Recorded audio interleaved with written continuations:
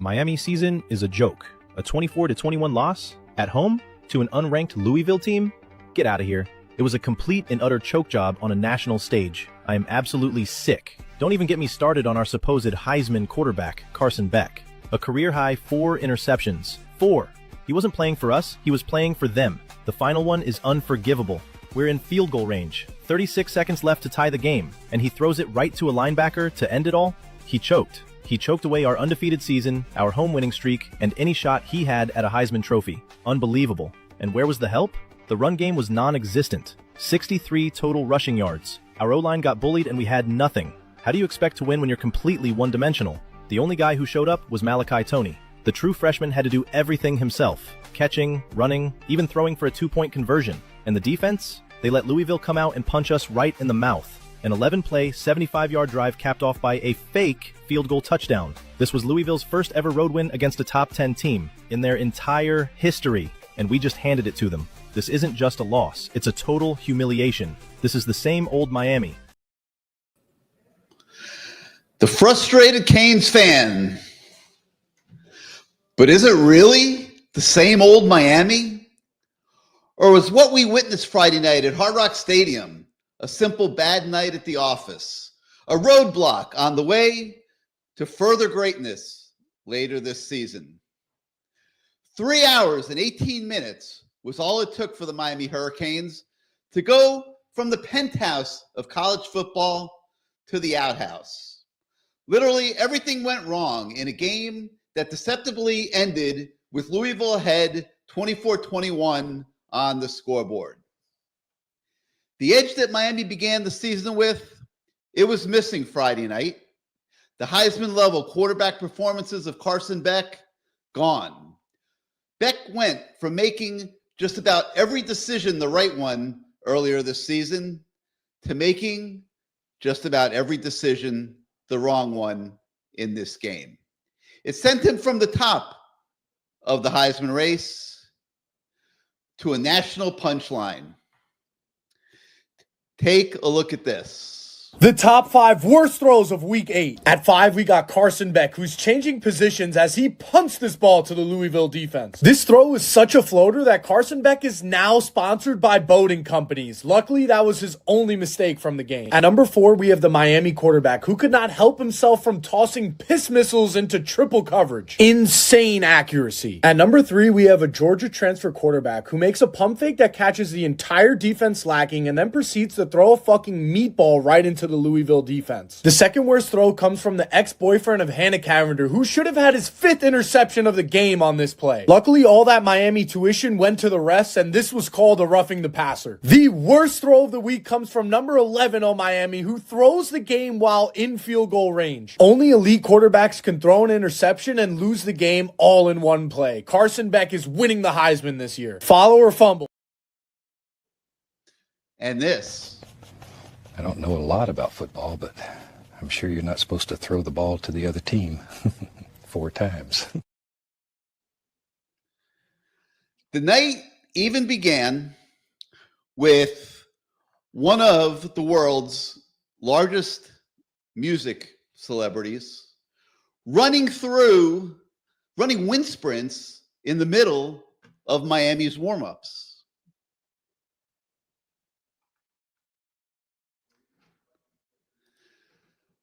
Tough night, but the usual domination of the offensive line was non-existent on this night, and that was a big factor in the game, as Miami ran for just 42 yards from scrimmage on 16 attempts.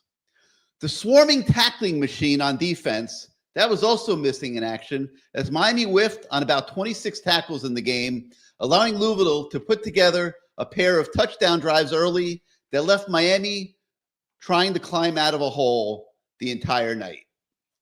Now the Hurricanes are suddenly 8th in the ACC standings and literally starting all over again. Will this loss end up being a mulligan if the Canes can win out? Absolutely. Alabama lost to FSU on opening day and now is one of the favorites to play for the national championship. Ohio State lost twice last season before becoming national title material. But there now is zero margin for error, and that starts with attention to detail and an intensity toward the cause of winning, because this Saturday night, when Stanford comes to town, it's all going to begin to be on the line. There will not be any margin for error. Louisville showed up on a mission Friday night to play the number 2 team in the nation. Miami just showed up and found out that that level of effort is simply not going to be good enough, no matter how much everybody is talking greatness about your team and how great you feel about yourself. You know, Mario Cristobal has preached about rat poison this entire season. I'm sure the Canes felt like they were prepared to ward it off. But as you're seeing from some of these examples that we're showing you here tonight as we begin this new edition of CaneSport Live, this was a complete organizational breakdown from the top all the way down to the lowest levels of the athletic department. Listen, I mean, many of us loved DJ Khaled. Okay? He's a Miami guy. He's world renowned. He's a massive success story, maybe as big a success story as there could possibly be. He has no business running in the middle of Miami's pregame warmups before a big nationally televised game that clearly needed to be taken a little bit more seriously than it was. But if you're still feeling bad and experiencing a bit of a hangover from what happened Friday night at Hard Rock, my guess is that the Canes fan does not feel quite as bad as this New York Jets fan. Y'all see them and get your thoughts on the game? I hate this team. I was born into this, and I'm not gonna ever. I'm always a Jets fan, but like, I hate this team. There still is every reason to love the Hurricanes. Okay, 3 hours, 14 minutes. Like, yeah, it was bad. Okay, as bad as it gets, but this is still an extremely good football team with very strong capabilities the rest of the season. And hopefully all of this and all of the disrespect that they're being shown out there in the world, both by Canes fans, non-Canes fans, boils in a good way. And this is a very highly motivated, highly pissed off football team as it embarks on the rest of the season. Hello again, everybody. I'm Gary Ferman, the publisher of CaneSport.com. We welcome you once again to the People's Show, CaneSport Live. As usual, it's your show. It'll be driven by your participation. Many of the guests tonight, as usual, have pre-registered with us to be on the show. If you want to come on the show and have not pre-registered with us, you can shoot us an email at canesport@yahoo.com, and we will get you a studio link that you can come join the party. As always, our managing editor at CaneSport, Matt Shodell, will be joining me for the first hour of the show, and then I'll be joined by the voice of the fan, Bruce Warner. We haven't really talked yet much about the defense, and quite honestly, I really wasn't all that bothered by the way the game started. I mean, Louisville has some very good players, and they have a coach in Jeff Brom who is as good of a play caller as anybody in America. And, you know, the fact that they showed up with a really good game plan and, you know, ready to jump on the Canes really wasn't that great a surprise. And we got a little bit of a clue before the game when the betting line went from 13.5 to 10.5 about an hour before kickoff. And, you know, what that meant was that there were a lot of believers in Louisville out there. Maybe they had some inside info from people at Louisville that, like, hey, we're really ready for this game. You know, we won't know that, but that's a seismic move in the betting line. And there are some pretty serious sports gamblers out there that took notice that Louisville could be very competitive in this game. And before we really get going, I just wanted to show some clips of Chris Bell, the Louisville receiver, as an example. And you can see this guy is an elite football player. Okay, like, this guy walks into Miami and he's starting without question at one of the 3 receiver spots. And they did a phenomenal job of isolating him in single coverage on on OJ Frederic going across the field, and there was an example right there that you just saw. And they did it about 3 or 4 times during the course of the game, and the Miami defense couldn't keep up with them. I mean, Miami feels like it has decent speed. I mean, you're seeing right here again, they could not keep up with Chris Bell. And that's a great job. You got to give credit to Louisville for identifying that in pregame preparation, successfully exploiting that matchup over and over throughout the game. So sometimes you got to, give some credit to the opponent, and Louisville definitely deserves it for the way that they exploited that Bell matchup against the Miami defense. And so let's get things started tonight with the wit and wisdom of our managing editor, Matt Shodell, who I'm sure has a lot of things on his mind here as we get going on CaneSport Live. Matt, now that you've had a couple days to reflect on the Louisville game, what are your thoughts on how Miami went through the game, the weekend, and now is embarking on a new week and trying to regroup to get ready for a new season? I mean, a new second half of the season. Yeah, I mean, the only silver lining is that we don't have to talk about rat poison or hear about rat poison every time Mario Cristobal speaks about anything. But just there's not a lot of positives. I mean, it just keeps happening. Somebody posted on the board yesterday, and I assume these stats are correct, that Mario, between his years at Oregon and Miami, in the first 3 months of the season is 41-11, and in the last 3 months is 20-18. And that he's 13-13 in the ACC. Following a loss, he's 12-12 over those two programs. And against ranked opponents, he's 13. And in bowl games, he's 2-4. I mean, at some point, he has to have a team that gets better as the year goes on and doesn't just flatten out or get solved by opponents that then copycat each other and give Miami all sorts of problems. Like, Mario's complained about this publicly, this past week. Every interview he's done, he points to, and it's true.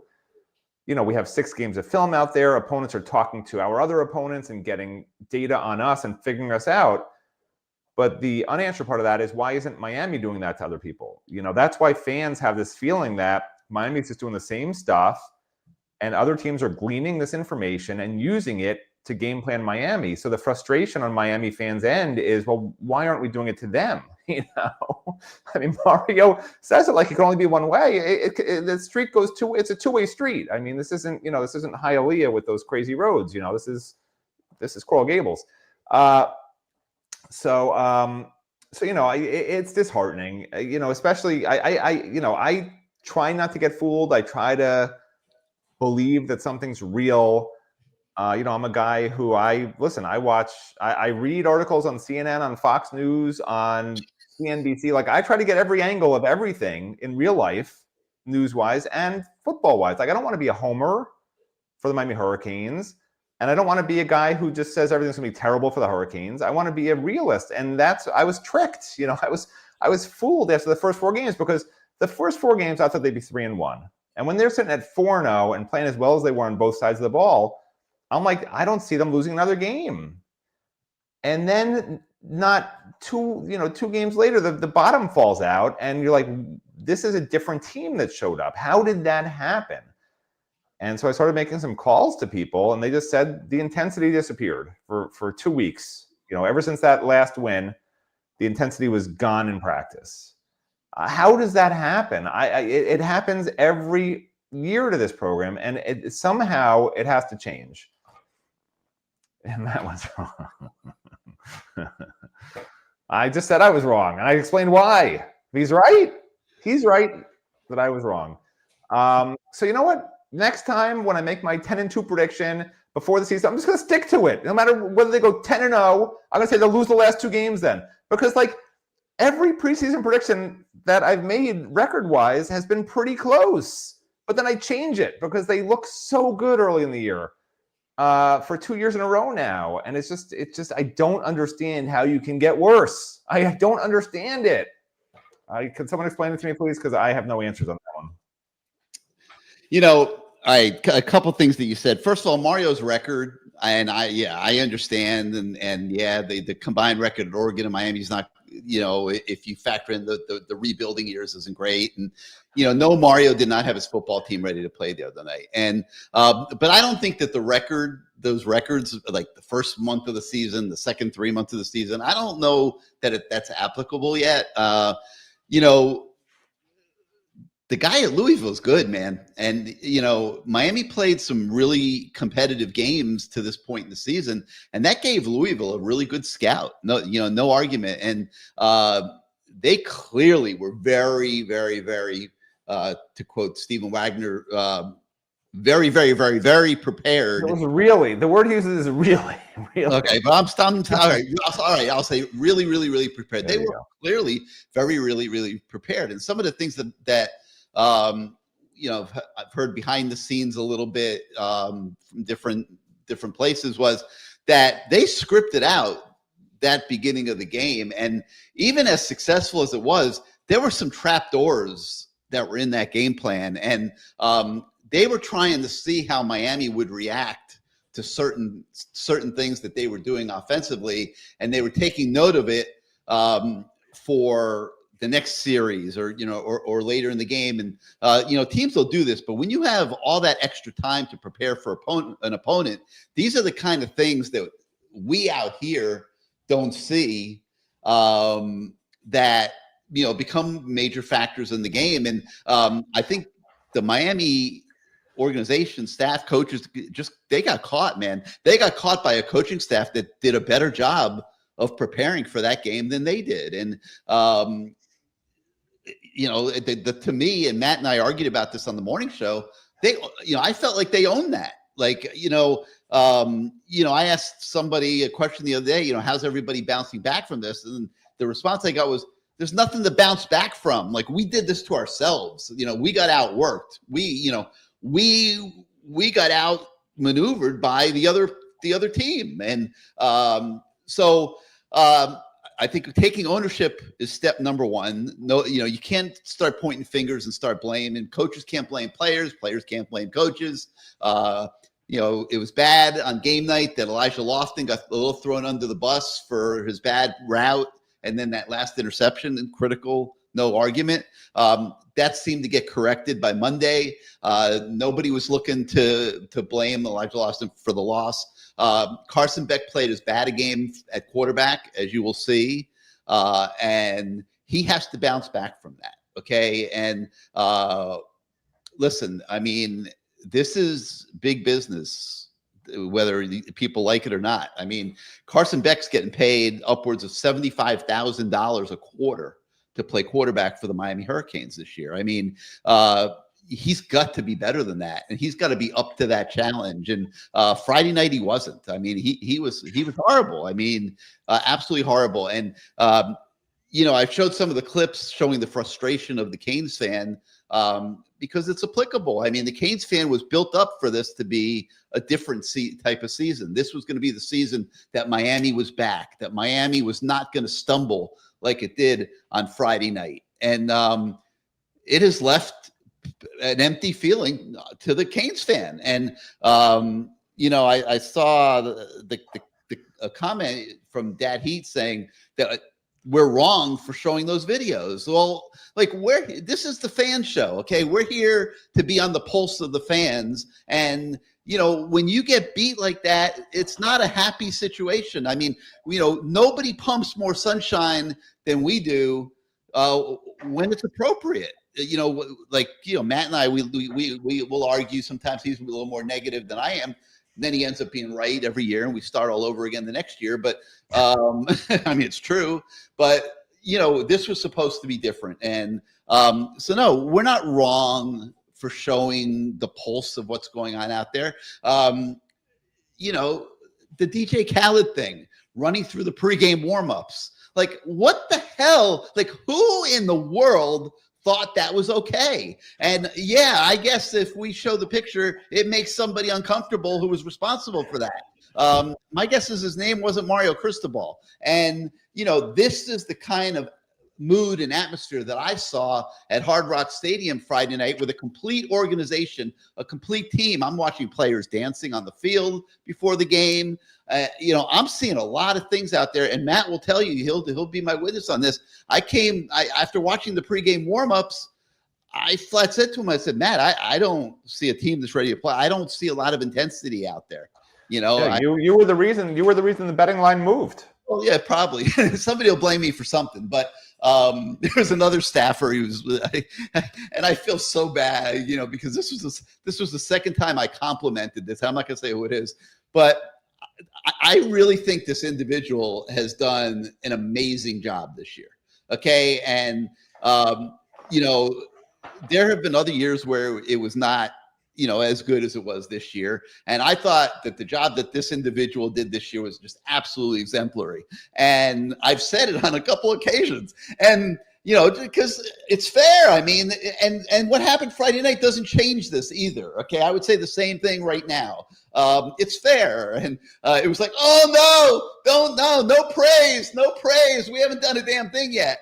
And you know what? I understand that better now after what happened Friday night. So anyway, I want to get to all of our guys, but this is going to be about what happens from here. Okay, the Canes will get a mulligan from this. Okay, they get a do-over. If they want to be a significant player at the end of the year, they got to win these last 6 games. Period. And there's going to be some tough ones in there. SMU's looking very competitive. I think Pittsburgh at the end of the year on the road. Those 2 road games, SMU and Pittsburgh, could be, a little tough. And then they can't keep slipping up at home to teams that they are significantly better than. And I'm not including Louisville in that, because I thought Louisville showed up pretty good the other night. But all right, so let's go out to the crew here. And Sebastian is still holding up that sign, so we'll just start with him. Go ahead, Sebastian. Tell Matt how he was. Yeah. Give it to me. Matt, I give you a lot of praise. I give you a lot of credit. A lot of times Gary comes after me saying, don't do that. Don't blow his head up and all this stuff. If you go back to the last 2 weeks, if you look at the last 2 shows, I kept telling you I was worried about Louisville. You did. I said, Matt, what gives you? I remember you said I made you feel better. What gives you so much confidence that we're just going to be able to beat Louisville? I told you I was worried about Jeff Brom. I kept beating the horn. Gary, you can remember this. I kept saying it. Yeah. And so here's what I want you guys to learn from it. Here's what I want you to learn from it. A lot of times, I know you guys think I'm just way off, but I'm going to tell you why we lost. And I hope when you guys have this interview with Mario, you can kind of glean from this. Mario's I love him. He's the right coach. He's a great coach, and he's going to get us there, but he's going to have to change. He's going to have to evolve. Other teams can't sleep at night because they're preparing to play us. And I just want Mario to understand that, he's never been a coordinator before. And so this is not a big criticism about him, but the margin of talent between us and a lot of these ACC teams is not humongous, right? And so what we're going to need to see is, I think sometimes the coach has to win the game.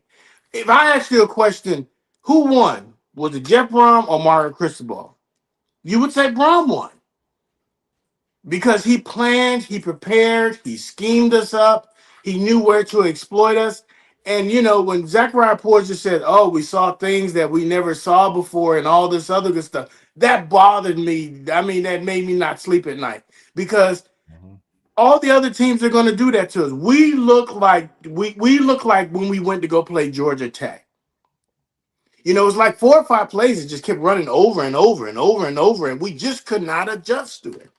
And here's where it showed up. And I knew it from the get-go. Please understand, for the last 2 weeks, I told you I was worried about Louisville. This is when I knew we lost the game. On 4th down, their first possession, they're at the 2-yard line. It's an extra point. There's absolutely no reason in the world you should be trying to block that field goal. You should expect the fake. Blow a timeout if you need to. Because if they score 3 points there, I think the whole game changes. We weren't ready to play. We didn't show up, but it gave them so much confidence. And I was so ticked and so pissed because I told my wife, I said, they're going to run a fake. They're going to run Come a on, fake. you did not do that. I No did. way. I did. No. Trust me. I wish she was here. She's at a play. She'll be on the show next week, and she'll tell you. All I right. did I want to say. hear from her. I don't I believe did that. say they were going to Don't run a argue fake. with a man waving around a fork that hasn't half an Well, I haven't No way you said that to your Listen, wife. listen. Trust me.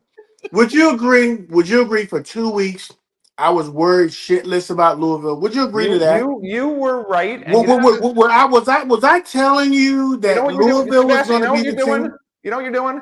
You're doing that thing where you didn't put out the garbage on the day it's getting put out, and your wife keeps telling you all night long, I can't believe you didn't put out the garbage. What's wrong with you? And then 5 minutes later, wait a minute. Did you remember to put out the garbage? You didn't remember to put out the garbage. You know, I mean, we get the point, Sebastian. But Okay. here's some things for you to consider. Okay. Okay.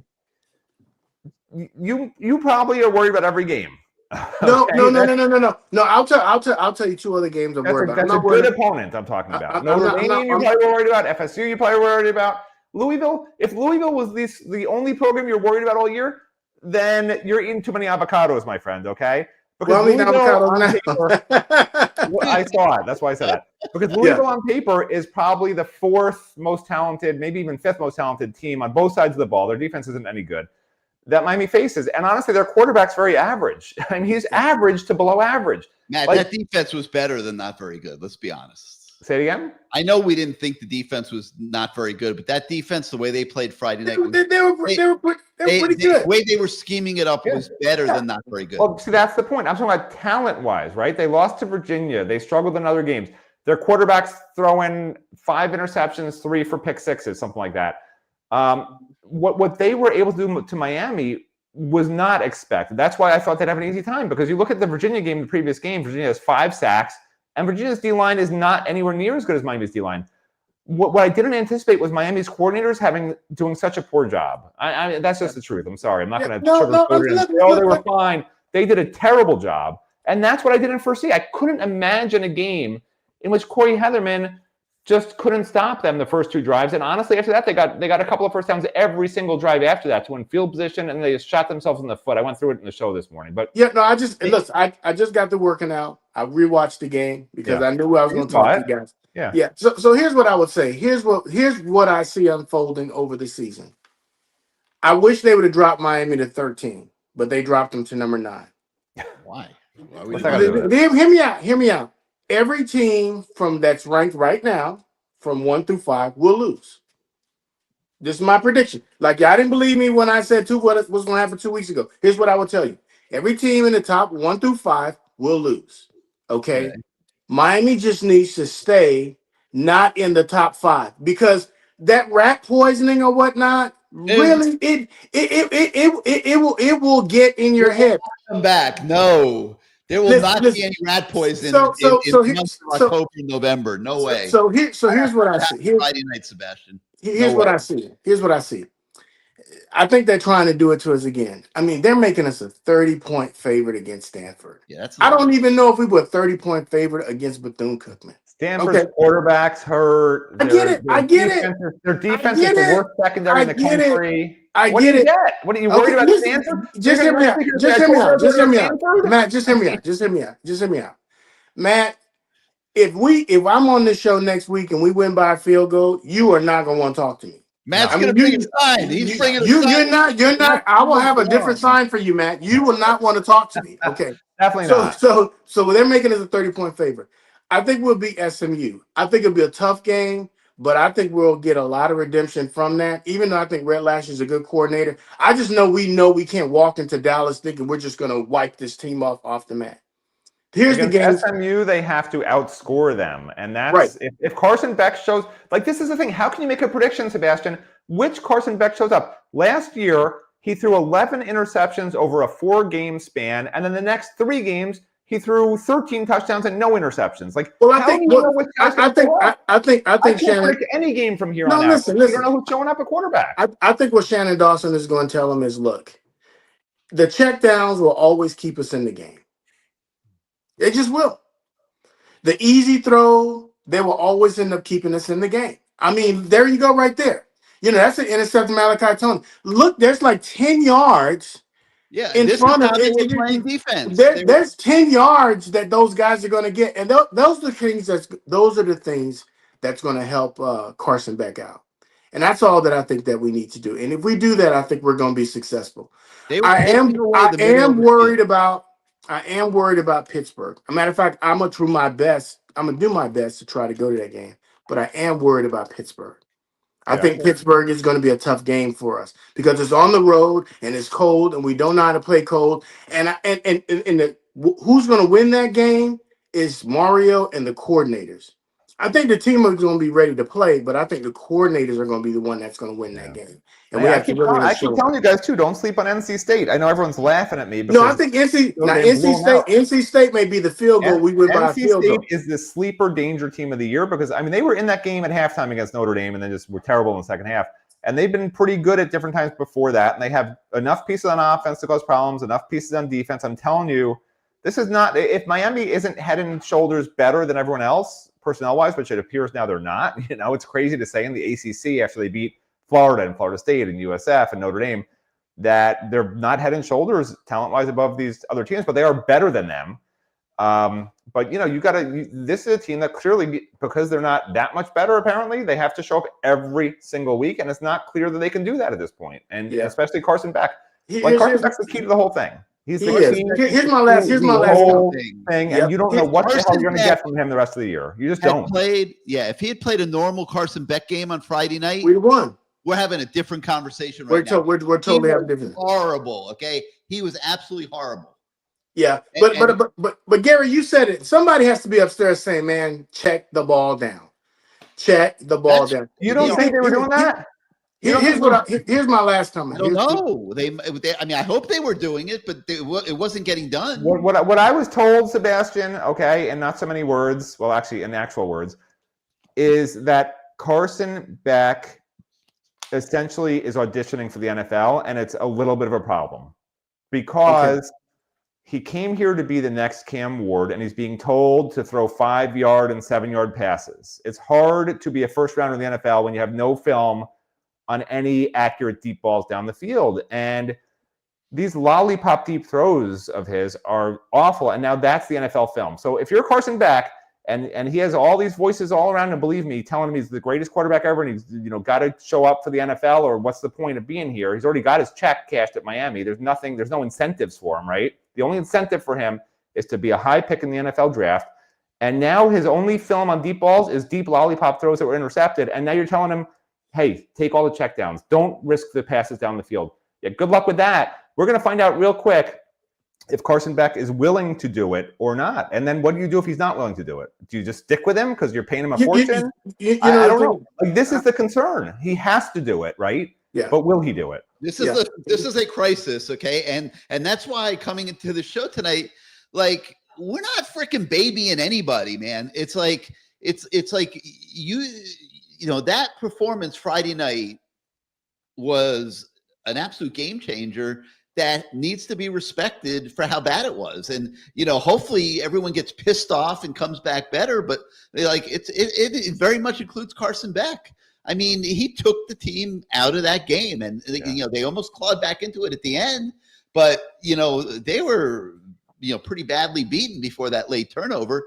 And, he hurt them a lot because he wasn't executing the offense the way that it's supposed to be executed. I would go so far as to say they win that game with Emory Williams. Is that crazy? Are people going to kill me? No. Believe it or not, I don't think that's far-fetched that they would have won that game with Emory Williams. Yes. Because the coaches would have been very deliberate and say, don't risk it. Here's my last comment because I know a lot of other people on the show. I just want your thoughts on it. Just answer this question and you guys can take me off. Was it wise to be playing for the field goal or should they have gone for the win in the last drive of the game? They weren't playing for the field goal. You go for the win.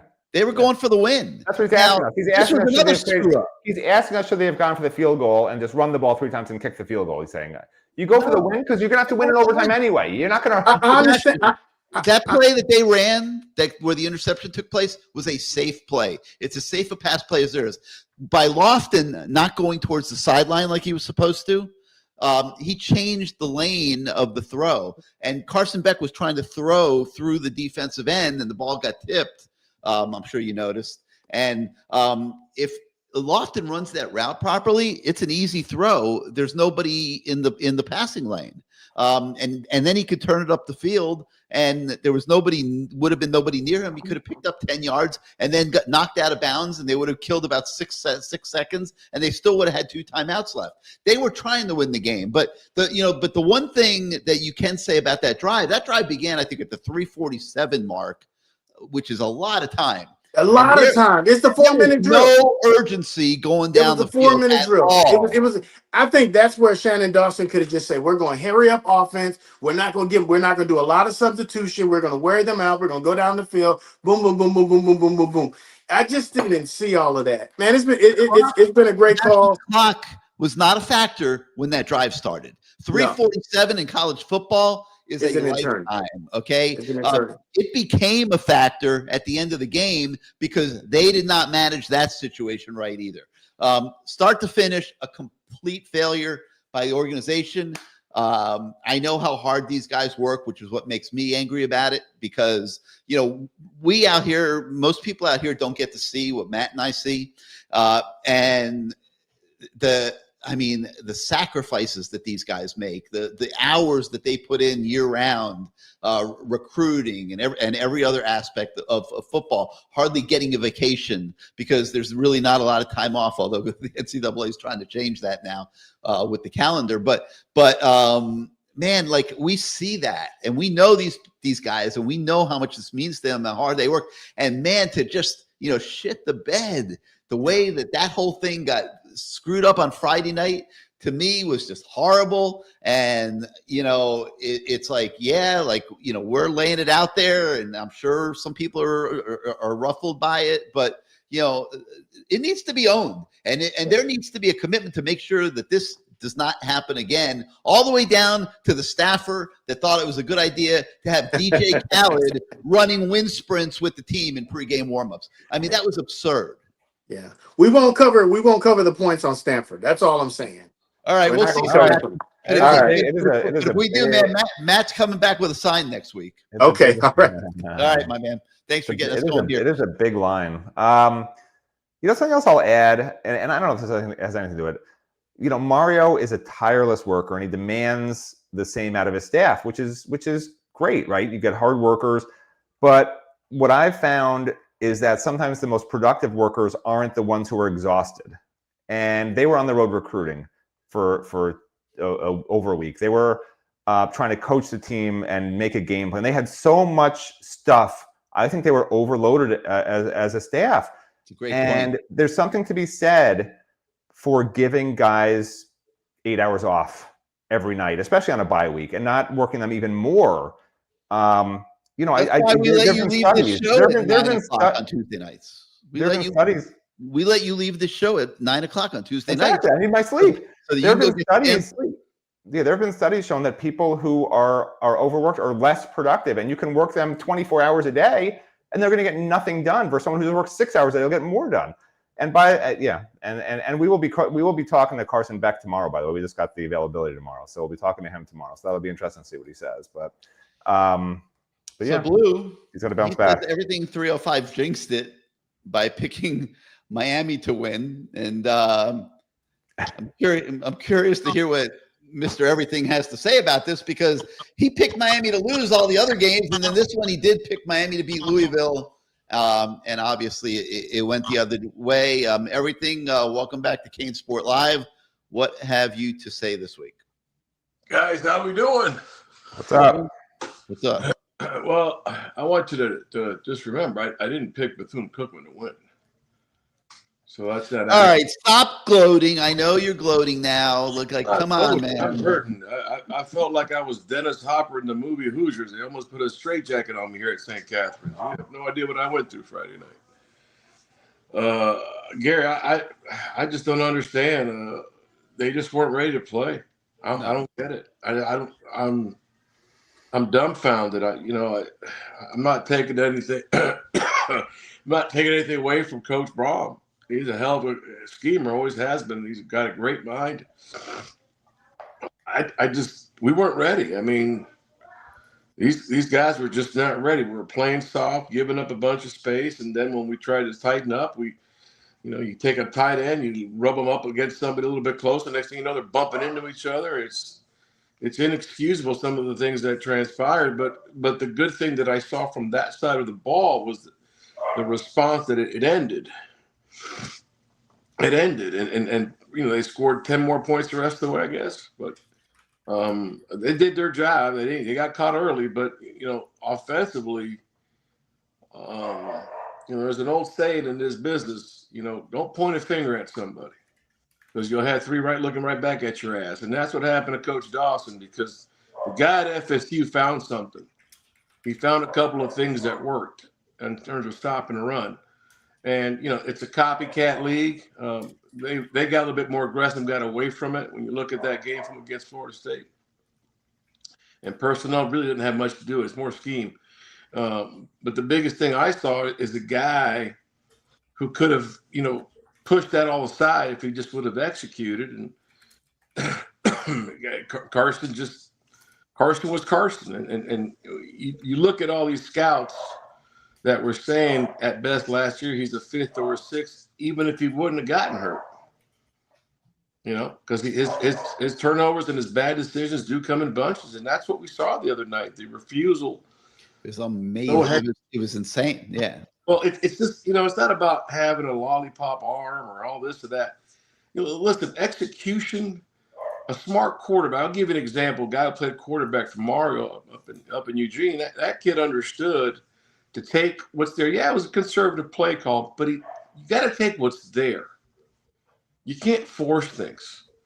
And he continued to go ahead and play that role of, I'm going to make something happen. And with a guy who doesn't have a very strong arm to begin with, he's okay, but he's not great. It's okay, right? It's not he doesn't have a bad arm. No, but when you're throwing it into triple coverage, it doesn't matter. Like, your arm's going to look worse than what it is. And you've got stuff that's there, and it's just like, it's frustrating as can be. And I had a tough night Friday night and Saturday, a horrible weekend, and I got released yesterday, so I'm back home now, thankfully. But I was just very miserable the entire weekend, and I just think at this stage, the character of this group, yeah, that's one thing, but character isn't the only element here of efficiency. It comes down, you've got to put your guys in the best position.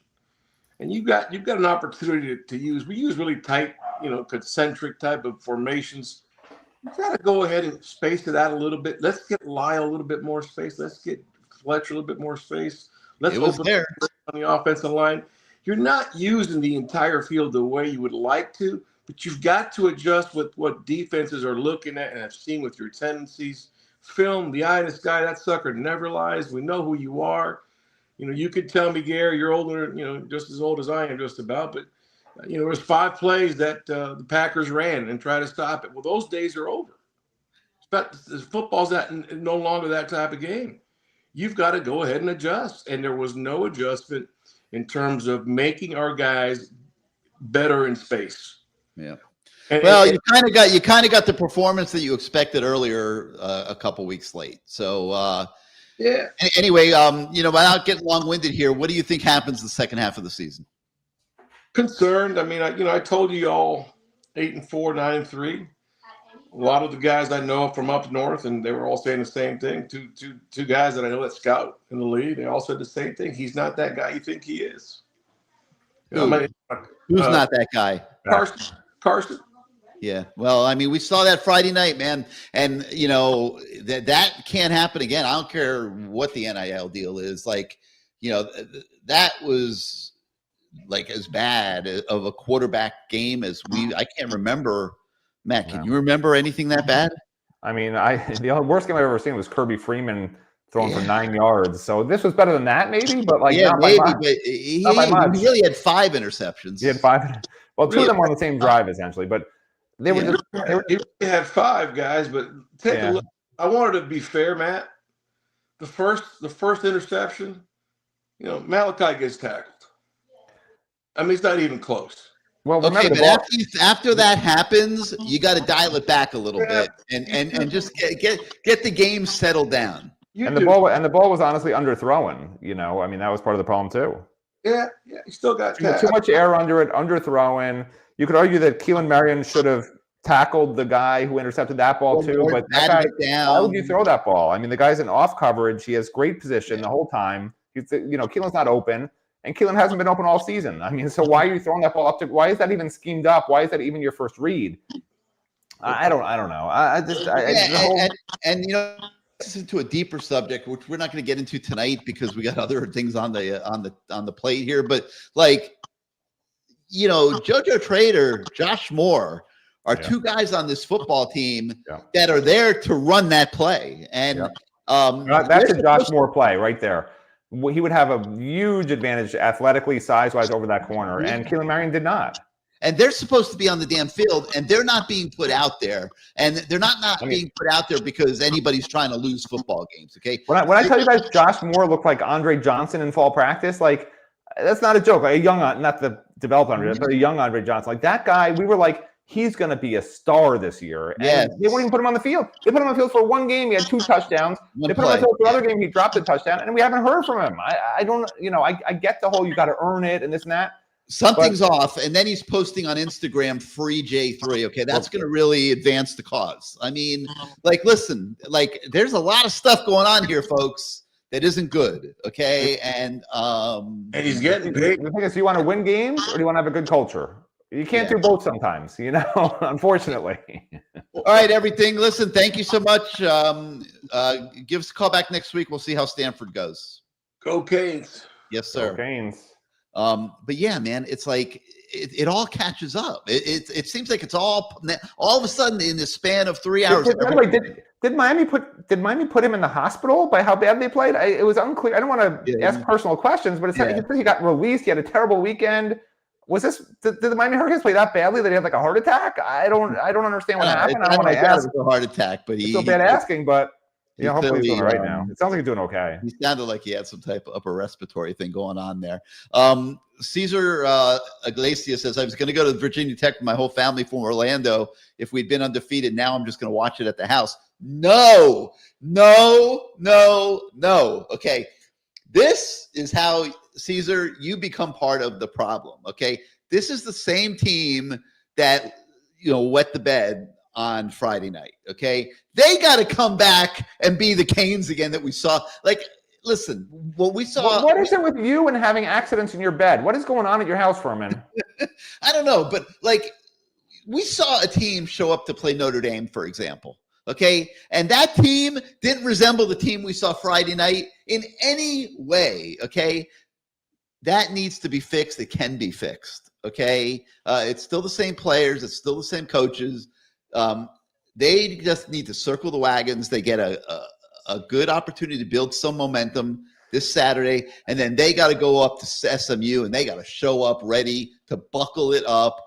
And because Rhett Lashley is going to throw the kitchen sink at them, and they better be ready for that game. And if they don't, then the season's really going to go up in smoke because they don't have. If they lose to SMU, can you imagine what's going to happen? I mean, fan wise and everything. Oh, I don't want to deal with that. All right, let's go to Kane. Kane. Hey man, ain't nothing to talk about. You look like you're dressed for combat. Oh my God! Don't do that. I'm at work and I got built ass. Louisville took the belt and whipped our ass. But okay, forget all that. Let's make this quick because I ain't got time like all these other jokers. Damn all the bullshit. They got their ass beat. We look bad. I'm there at the game. Okay, so be it. Okay, now quick. Matt, don't say shit, but this going for you. Oh, no, I ain't gonna hit you with the belt. Hey, Matt, you're right.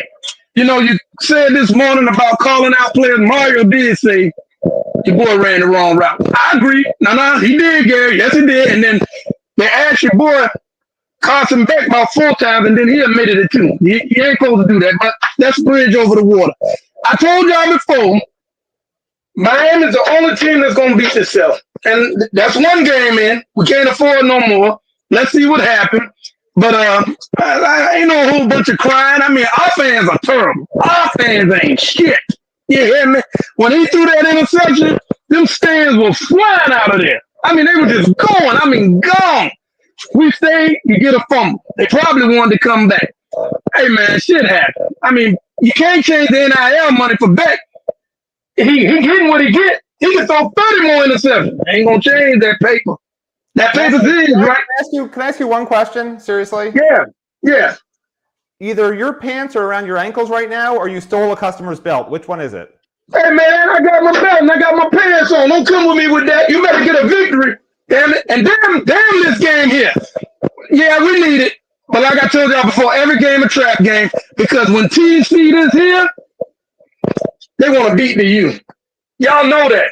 I looked at Louisville all year. They ain't look worth a damn. They put the stomp show on us. So this weekend should be fine. That SMU game, that's the game, Gary. I agree. You don't bring your damn work, you lose. You might as well close the board down.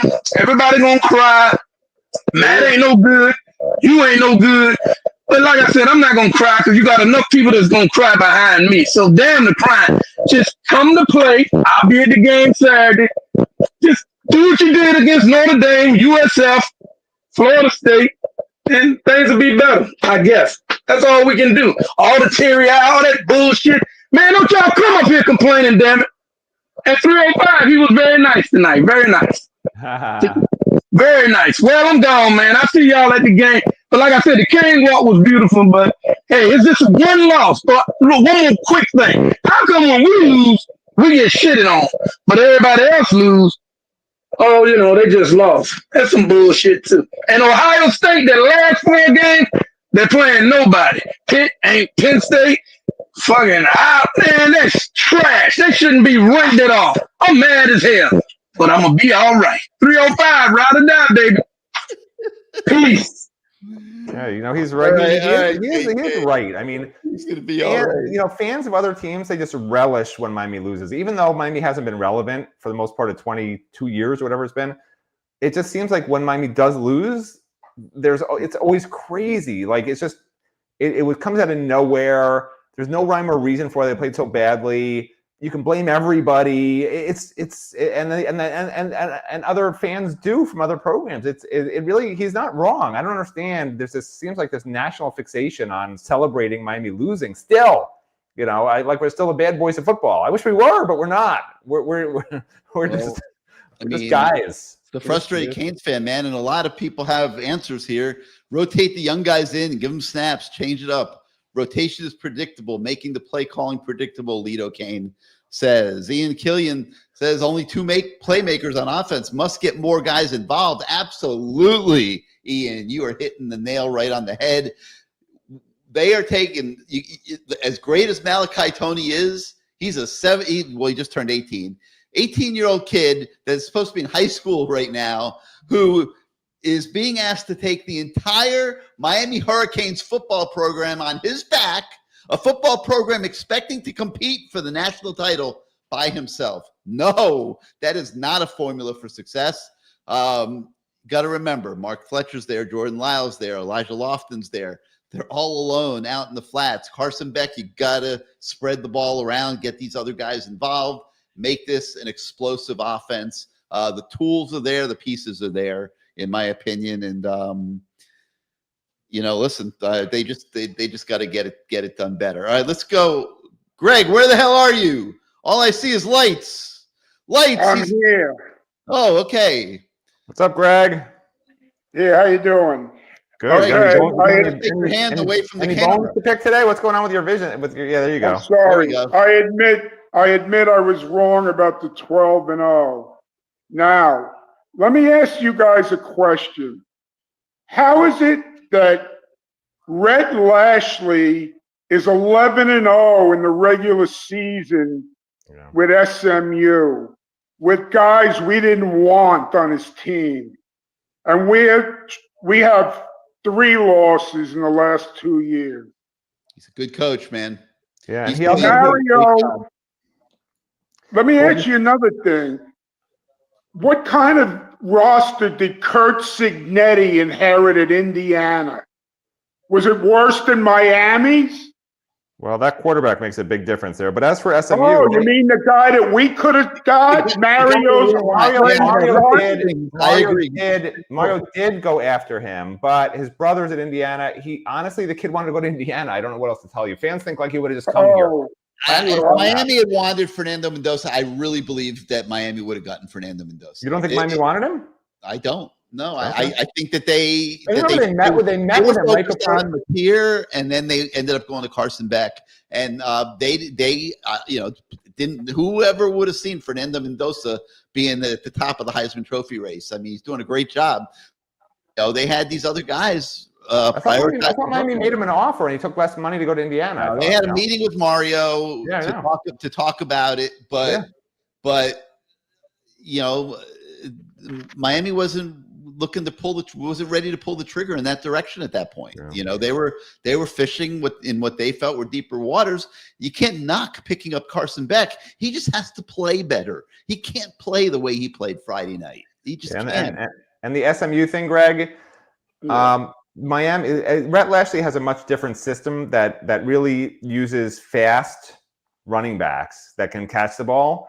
Miami doesn't, as you noticed, which is why you see Brashard Smith went there and why now Chris Johnson went there. And because Rhett Lashley has the connection to Miami, that's where he's picking his talent from. And when he got those defensive linemen who did so well, Jared Harrison Hunt and Jafari Harvey, or whoever else he got. Was it Harvey? Who was the other one he got last year? Am I saying the right guy? Elijah Roberts. Elijah Roberts. Yeah. Greg, fix your picture for us, man.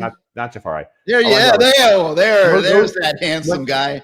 When those guys transferred there, they were going to be backups here that next season, if you remember, but they were going to start at SMU, right? So that's why they left. So that's sort of how we picked off that talent. And then he got Romello Brinson's their top receiver this year, and he got him because he was buried down the depth chart here, and he went with his coordinator, who promised him he'd have a role there, and now he does. But he doesn't recruit on the level Mario does. It's not even close. No, he's taking the Miami castaways, and he's turning them into great players in his system. With a system, yes. Okay. Do you agree that we'll be better off not going into the ACC championship game? Not with two losses. No. I mean, by running the table, but Georgia Tech and Virginia run the table. Yeah, and I think so. Yeah, I'm fine with that because then you're in the playoffs. So we'll still make it. Except for one thing, okay? We've been in the ACC, 22 years or whatever? Like, have never won an ACC championship. That's embarrassing. Well, Gary, let me point something out to you, Gary. Will they take 3 teams from the ACC if Miami is a 1-loss? Is a 2-loss ACC championship? You're not good enough. If you're not good enough to beat Georgia Tech in Charlotte, are you really going to be good enough to beat Alabama and Ohio State? The answer is yes. It's all matchups. All right, so you want to back in? I don't know, man. I do. Listen, I don't know. I'll take the playoffs over the ACC championship game every day of the week. You're crazy not to. No, I understand what you're saying, but man, it's like you're never going to win the ACC. I mean, I don't know. All right. Next point. Mario has 5 losses as a double-digit favorite. Do you find that troublesome? Most out of any major coach that's active. Yeah. That's unbelievable. It's not good. I mean, I don't even know how to describe it. It's but Manny Diaz might have had the same damn thing. It just seems like it's a Miami problem that has to be changed. Like, he took over a culture and a system that was so broken. I'm trying to think of a good example. Like, imagine, Greg, if you became the president of the United States. I know your hero is currently the president, but let's say you were even better than your hero, and you took over as the president of the United States, and it was this horrible broken system, which I personally think it is. It takes time to fix it. You can't fix it overnight, no matter what. You could fire everybody and just bring in people who are your buddies, like Gary Ferman, not me, obviously. But it takes time. And like Mario Cristobal, as much as he wants to say that, these are all of his recruits now, and he still is starting 11 transfers.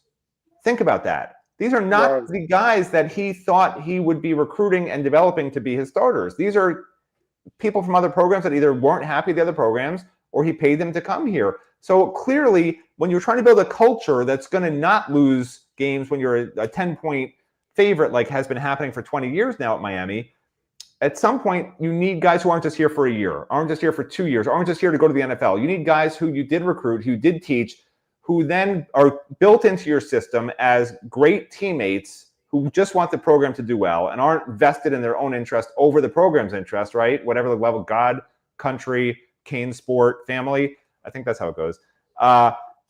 At some point, that's recruiting, developing, and then those guys who have been here for 4 or 5 years teaching the new recruits, here's how it's done here.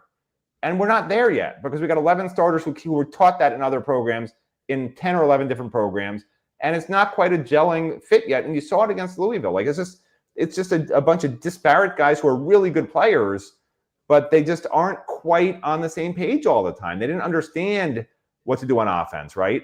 They had some misfits on defense, and they didn't understand what they were, what they needed to do on defense. And I know that they started giving up less points after the first 2 series. They only gave up 10 points the rest of the way. But if you watch the damn film, they were still getting beat every damn series until Louisville would shoot itself in the foot with either bad passes, penalties, or just things like that. I mean, I went through it on Good Morning CaneSport this morning. That's just what happens, Mario's got to figure out what he's doing wrong, because he does so many things right, but clearly there are things he's doing wrong, and he's got to figure it out. Does he need better schematic analysts in the press box on game day? That's something that I saw 2 years ago, in a similar situation to what happened Friday night. I just asked the question, I know Shannon Dawson's a good football coach. I'm sitting there thinking to myself, who is in Shannon Dawson's ear right now telling him, Shannon, these guys are not being covered? And to me, it's you got to run that same play 6 times and feed the ball out to the flat and take your 10-yard gains just to make them come out of that defense so the rest of your offense can open up again.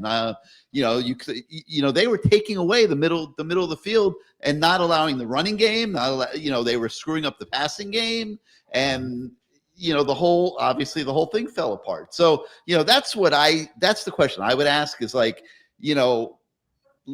there's got to be little things that are going astray, and we saw it even this year.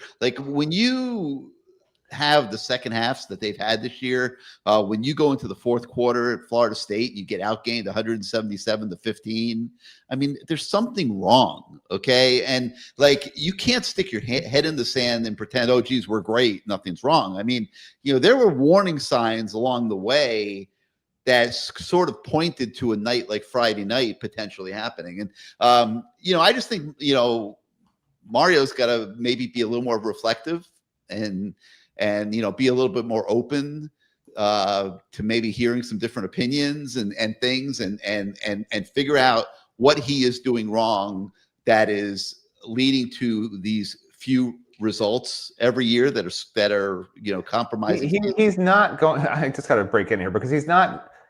He has a blueprint and a system. He's not going to learn anything new, Gary. He's already done it for so many years. He's same plus same equals same, Matt. If it applied to Al Golden, it applies to Mario. You can't keep doing the same thing if you're falling short. You got to adjust. You have to figure out, why am I falling short? I mean, they were badly outcoached Friday night. Agree? They were terribly outcoached. Terribly outcoached. Okay. But he's not going to blame. Here's the thing. He'll blame his coordinators at the end of the year when he goes over the film and does his final analysis. And maybe if they lose a couple more games, both coordinators will be gone potentially. But I don't, and if they do well, they'll do well and they'll be here again, or they'll get head coaching jobs eventually, whatever. But Mario so strongly is set in his own ways and his own beliefs. For you to sit there and say he's going to change what he's doing, has to. He won't. He's going to keep getting the same. He will not. He's going to keep getting he the same knows the blueprint from Saban. He used the blueprint at Oregon. He thinks it works. No, he knows it works. Why would he change something he knows works? He's not going to. He's not Saban. He's going to find an answer. It's not the exact same thing because he's not Saban. It's just like if you're, people can blame different things for different reasons, right? You can blame tariffs for inflation, but inflation was here before tariffs, right? So Mario Cristobal is not going to sit here and say, oh, it's my fault that things aren't working out after 4 years at Miami. He's not going to say that. He's not going to say, I got to do something different. He's going to say, what isn't working in what I know should be working? Do you see what I'm saying? And then he'll fix that to make it how he thinks it should be based on what he already knows. He's not going to change what he thinks. Well, the one thing I see is they probably might benefit from like a veteran stud up in the press box on game day that can help the management. There are certain things like that. He's management of the game. And he's brought in a time manager and other stuff. Yeah, little things like that. But big picture, he's not changing anything. I'm telling you right now. He's just not. All right, Greg, you got anything else for us here? Yeah, I do. Okay. My thought is if Beck has another bad game like this and we lose, it's time to see Luke nickel.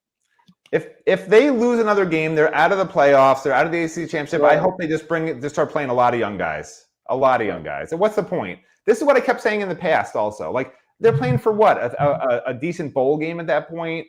This is what they did 2 years ago, 3 years ago.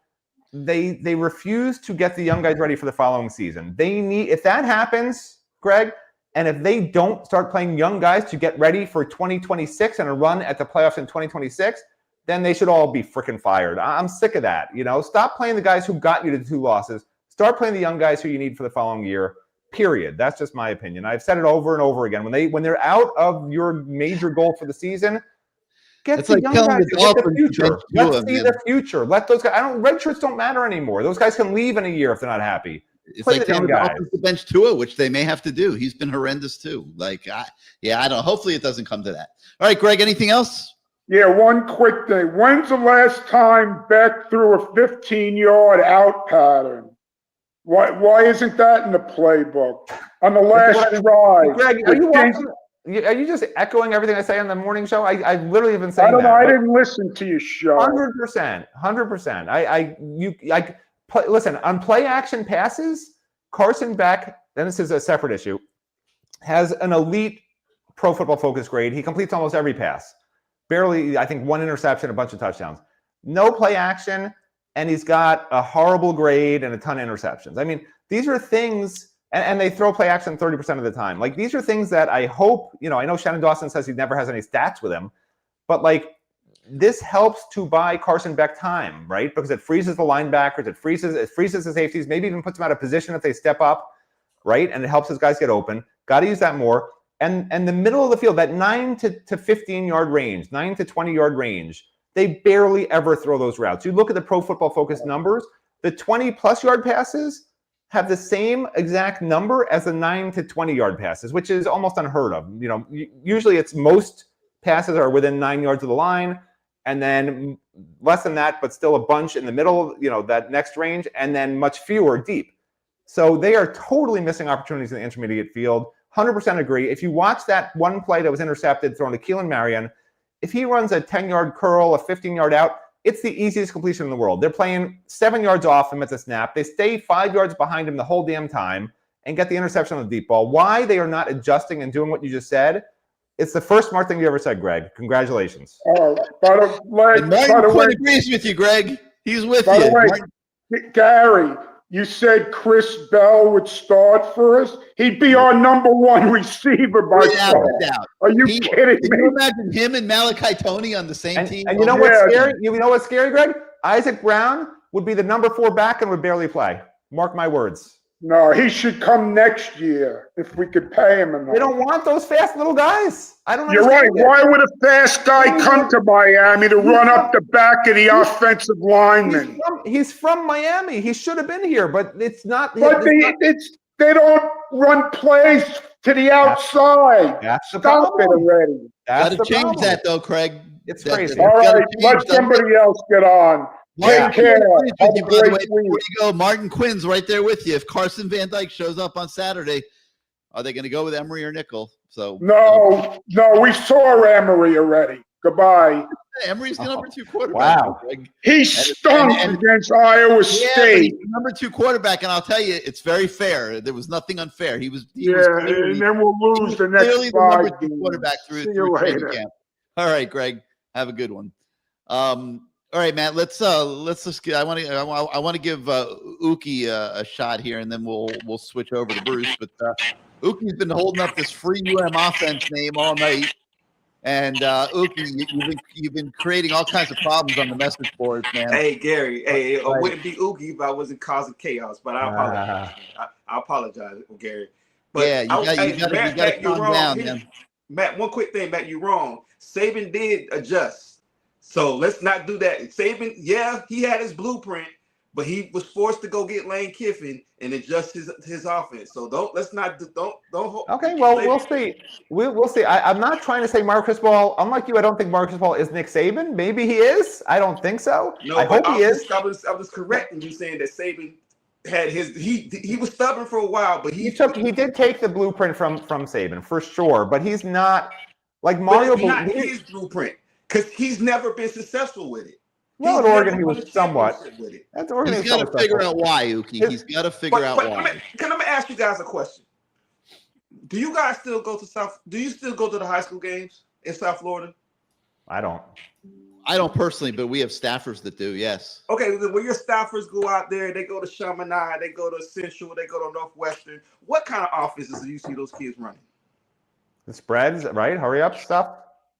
Exactly. So my whole thing is you bring these kids to UM. Okay, for the first 4 games, we playing bully ball. And you got Notre Dame, you got USF, you got these teams that play physical football. Okay, now we're getting to the ACC,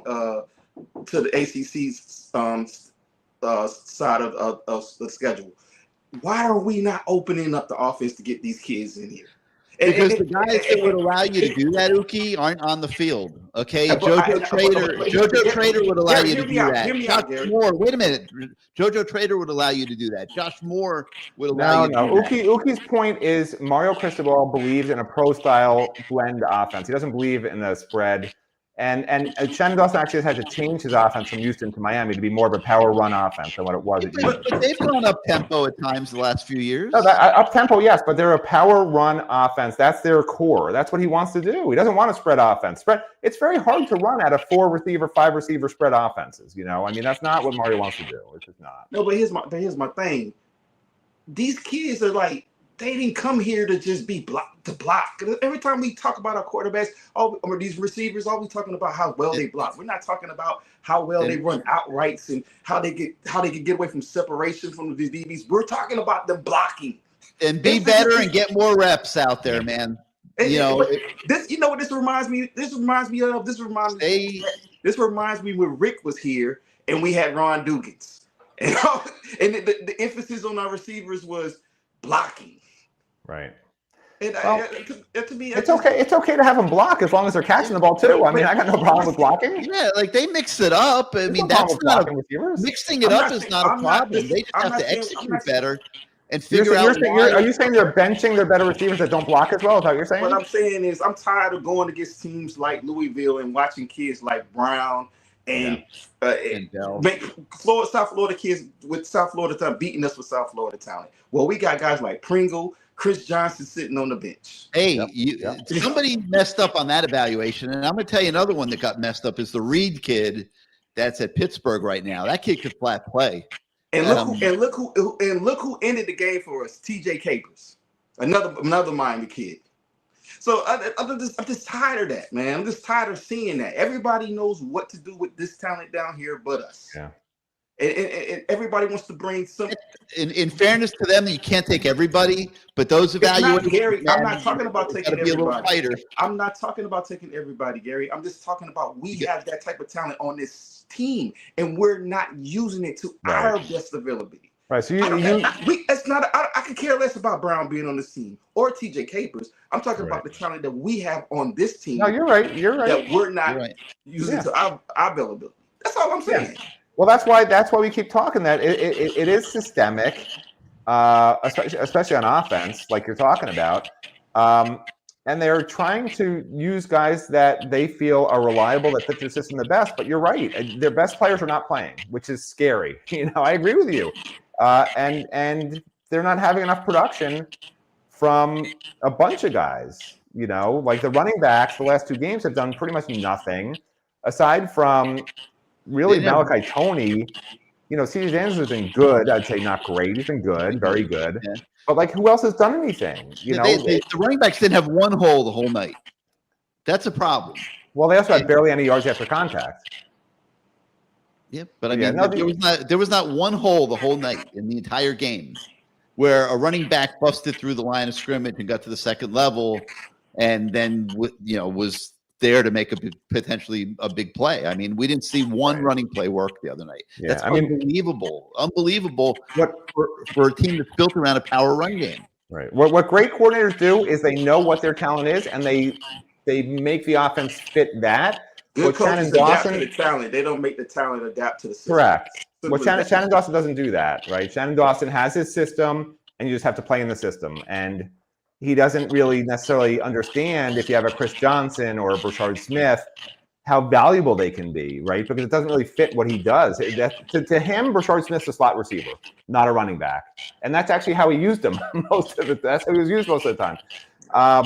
And the same thing with Chris Johnson. Like, he doesn't know how to use those guys in the run because his run plays are up the middle. And he doesn't want a guy with 4.4 speed that weighs 180 pounds running up the middle. So why are you recruiting him? Well, that's the thing, right? He needed to learn to build his offense around what he had and not make what he has fit into his offense, if that makes sense. I agree with you 100%.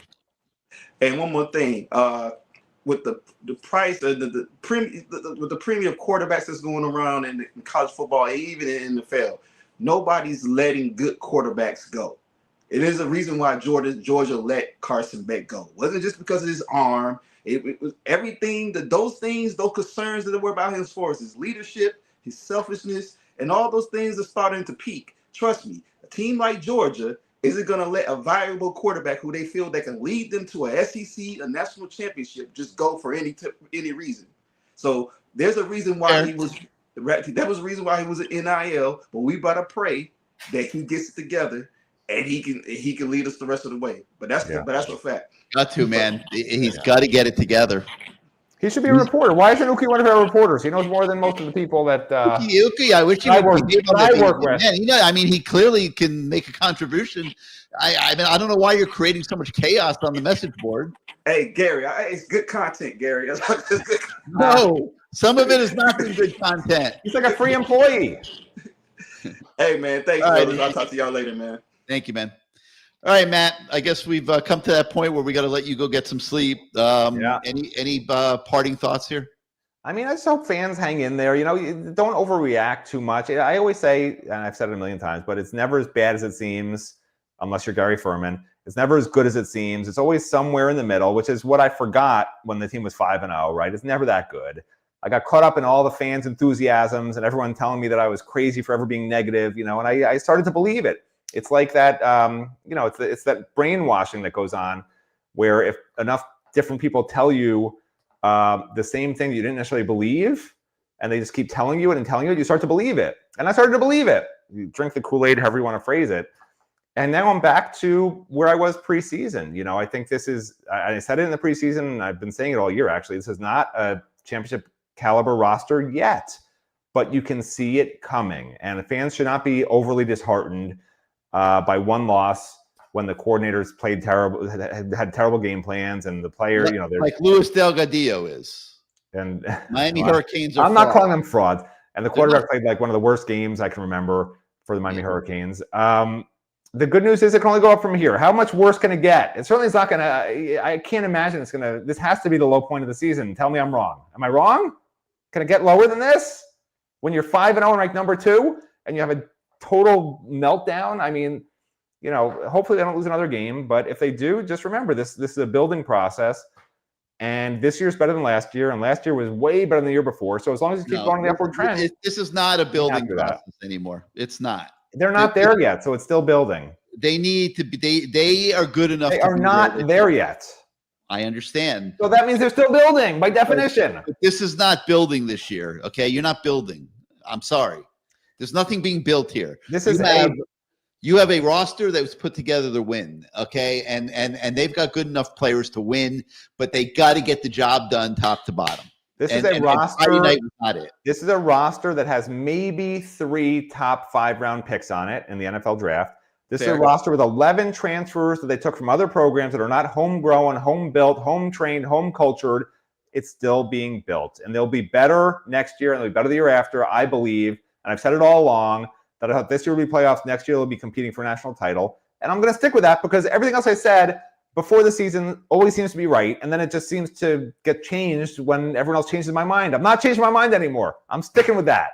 Well, Lito Kane wants to tell you that he appreciates you for keeping it real. Okay, thank you.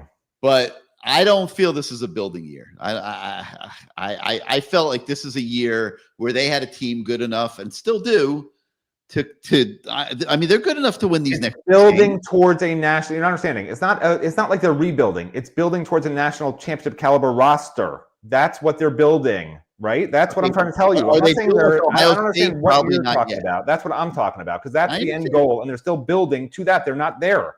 They're building towards it. And I could see that still coming. But there's no passes for Friday night. Okay, no, they were good there yet. It might have been a late game going into the fourth quarter. It might have been a very competitive game. They were good enough to be much better on Friday night than what they were.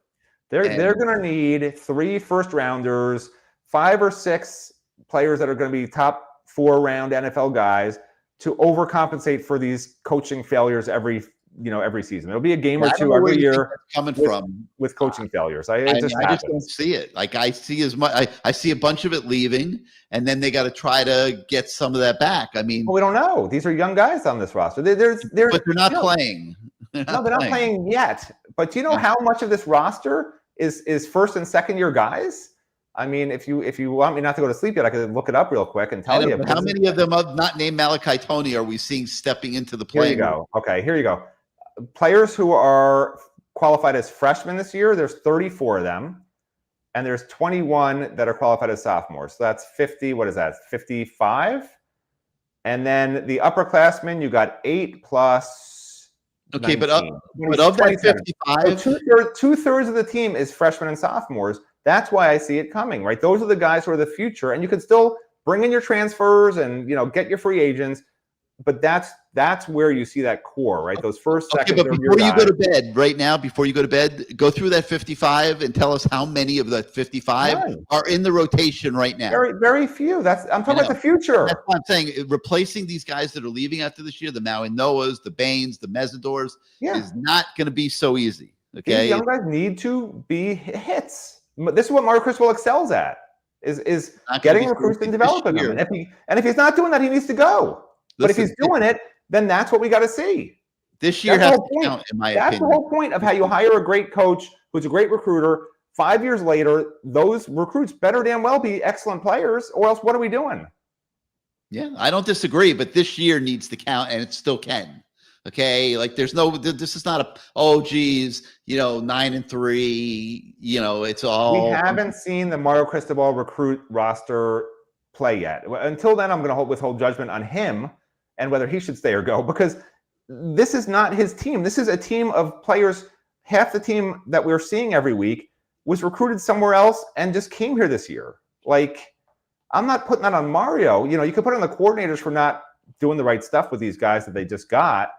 But like, we have not seen the Mario recruits, because he's a great recruiter as a head coach. We've not seen Mario take those recruits and have a team that is his recruits that he developed 90% of the team, right? It's 50% of the team. And that's what I got to see.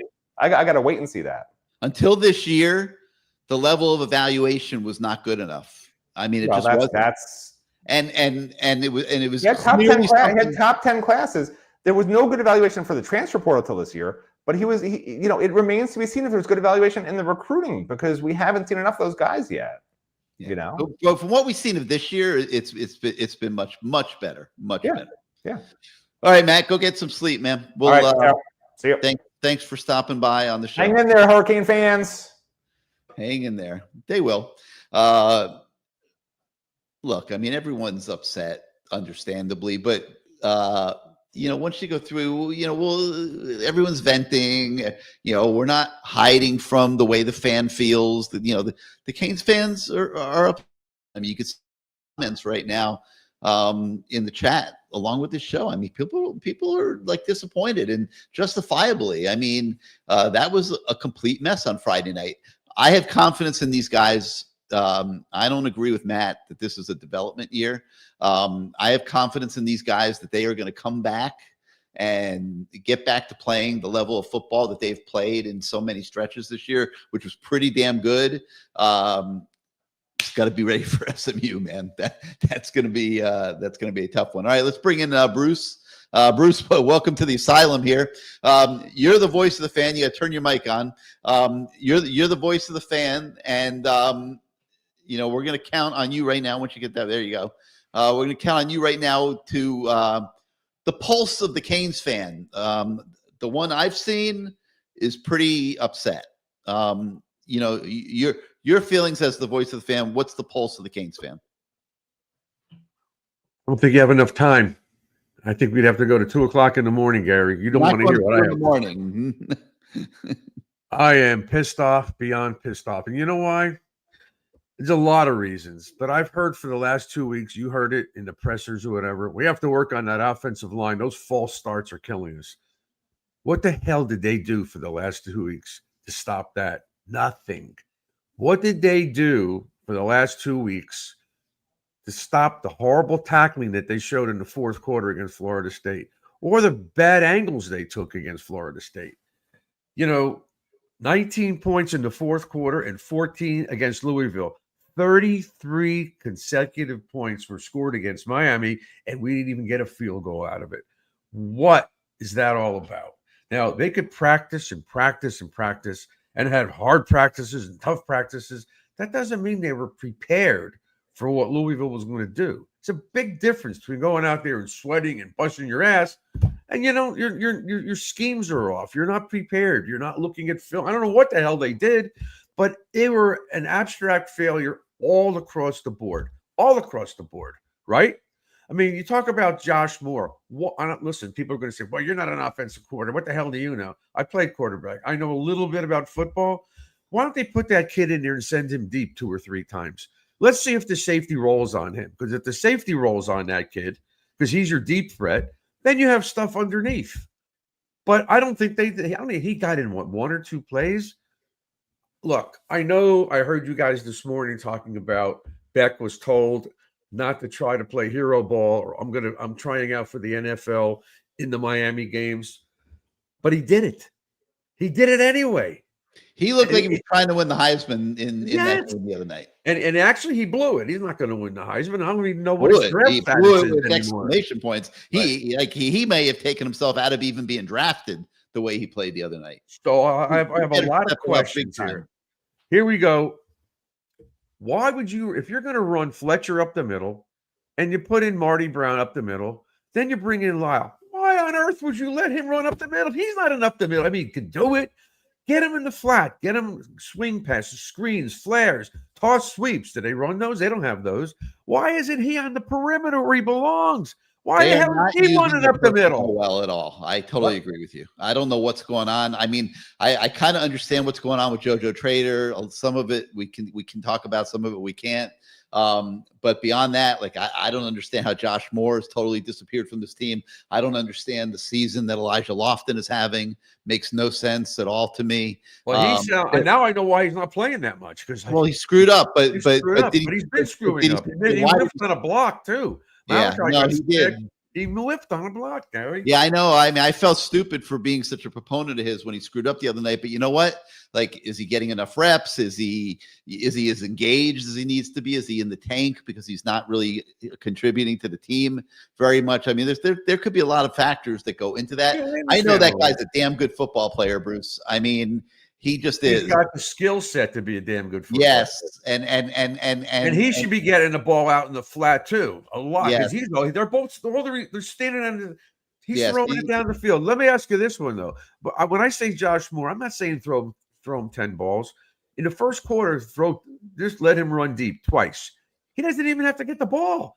But let's see if the safety rolls on him. If the safety rolls on you, then you go from there. Yeah, am I right? Capable way more than that. That kid's got a lot of ability, man. Yeah, and if you're going to throw it deep, he at least has the ability to leap up and catch it. He's a big physical kid. He did it in the spring. Why not? Listen. I know the coaches have a reason for what they're doing. I don't think they're obviously not trying to lose, but there are so many guys that can contribute that just aren't making any contributions at all. And I think they got to sit down and take a look at everything, man. Playing rotations, use of personnel, It's not progressing the way it needs to progress. And I think the talent is on the roster, and that's why I disagree with Matt. Like, I disagree with Matt too. I think this you and I is are on the not a same page. development year, man. This is a They're year where loaded with you got a talent. good They're enough loaded. team. You have enough talent on this team to win the ACC, to go to the college football playoff. Anything less is a colossal failure. It's not. This isn't building for 2026 at all. No. You don't even know who your quarterback's going to be next year. I mean, this is not building for 2026. No, but at the end of Matt's little speech, he was saying about the coaches. Look, I'm going to say it, and I said it 4 years ago, and this is true. A lot of people were saying when you wanted Mario here, he can't coach. He's a great recruiter, can't coach. That's what his MO was coming here. And here we are all these years later. I'm still concerned about it. I can't help it. I love the guy. I know all his former teammates. They're all my friends. You know that. But I worry. I mean, I don't know what Dawson's doing. Are they not listening to him? Or is he stuck under Mario's conservative nature that they can't do certain things? But again, if the kid's going to throw bombs, it's not Dawson's fault when he's not supposed to be throwing it down the field. I mean, listen, they make it very clear. They have options on every play. There's progressions they go through. If the quarterback isn't going through the progressions properly, it all falls apart. Mayday here is given a good example of tight end. If Lofton isn't just making it happen, I don't know, he's getting a chance to make it happen, but let's say he's not play Luka Gilbert or Brock Schott. I mean, this Luka Gilbert kid is he is good, man. And he's like a 6'8" tight end. That can run. I mean, so put some packages in for him, but that's the coaches. They were off for 2 weeks. What did they do for 2 weeks? That's what I keep asking. What the hell did they do? They spent a lot of time out on the road recruiting. Okay, in all honesty. And there's your answer. They may have got caught. That might have been a mistake. Okay, because Louisville showed up and undressed them. Okay, yes. And clearly Louisville wasn't out recruiting. They were freaking grinding the film projectors and coming up with angles to attack this game. And Gary, they took Bain out of the game. He was totally taken out of the game. They neutralized our best player. Yes, Mesidor too.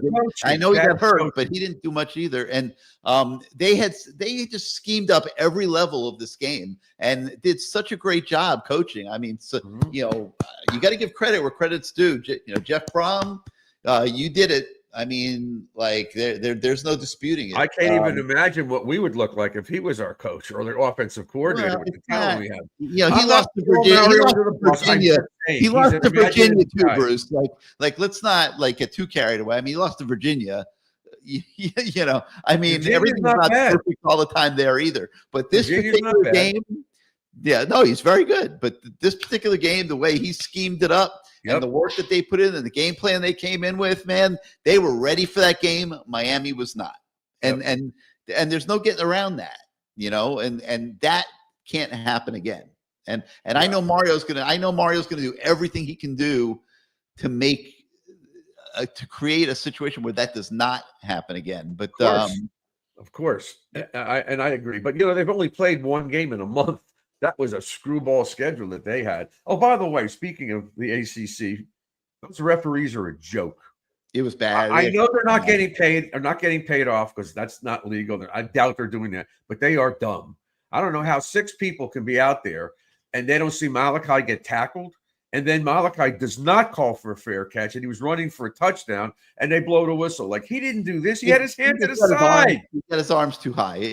My God. I agree, but he had his arms up too high when he was running. I don't know. All right, let's go to BK Hurricane, Bruce. BK, welcome to the show. What's up, buddy? Hey, what's up, Gary? What's up, Bruce? How you doing, man? I'm hanging in there. Gary, I don't know if you remember last week I said 10-2 is not going to get us into the playoffs, and it's not. I don't think so either. No, I don't think so.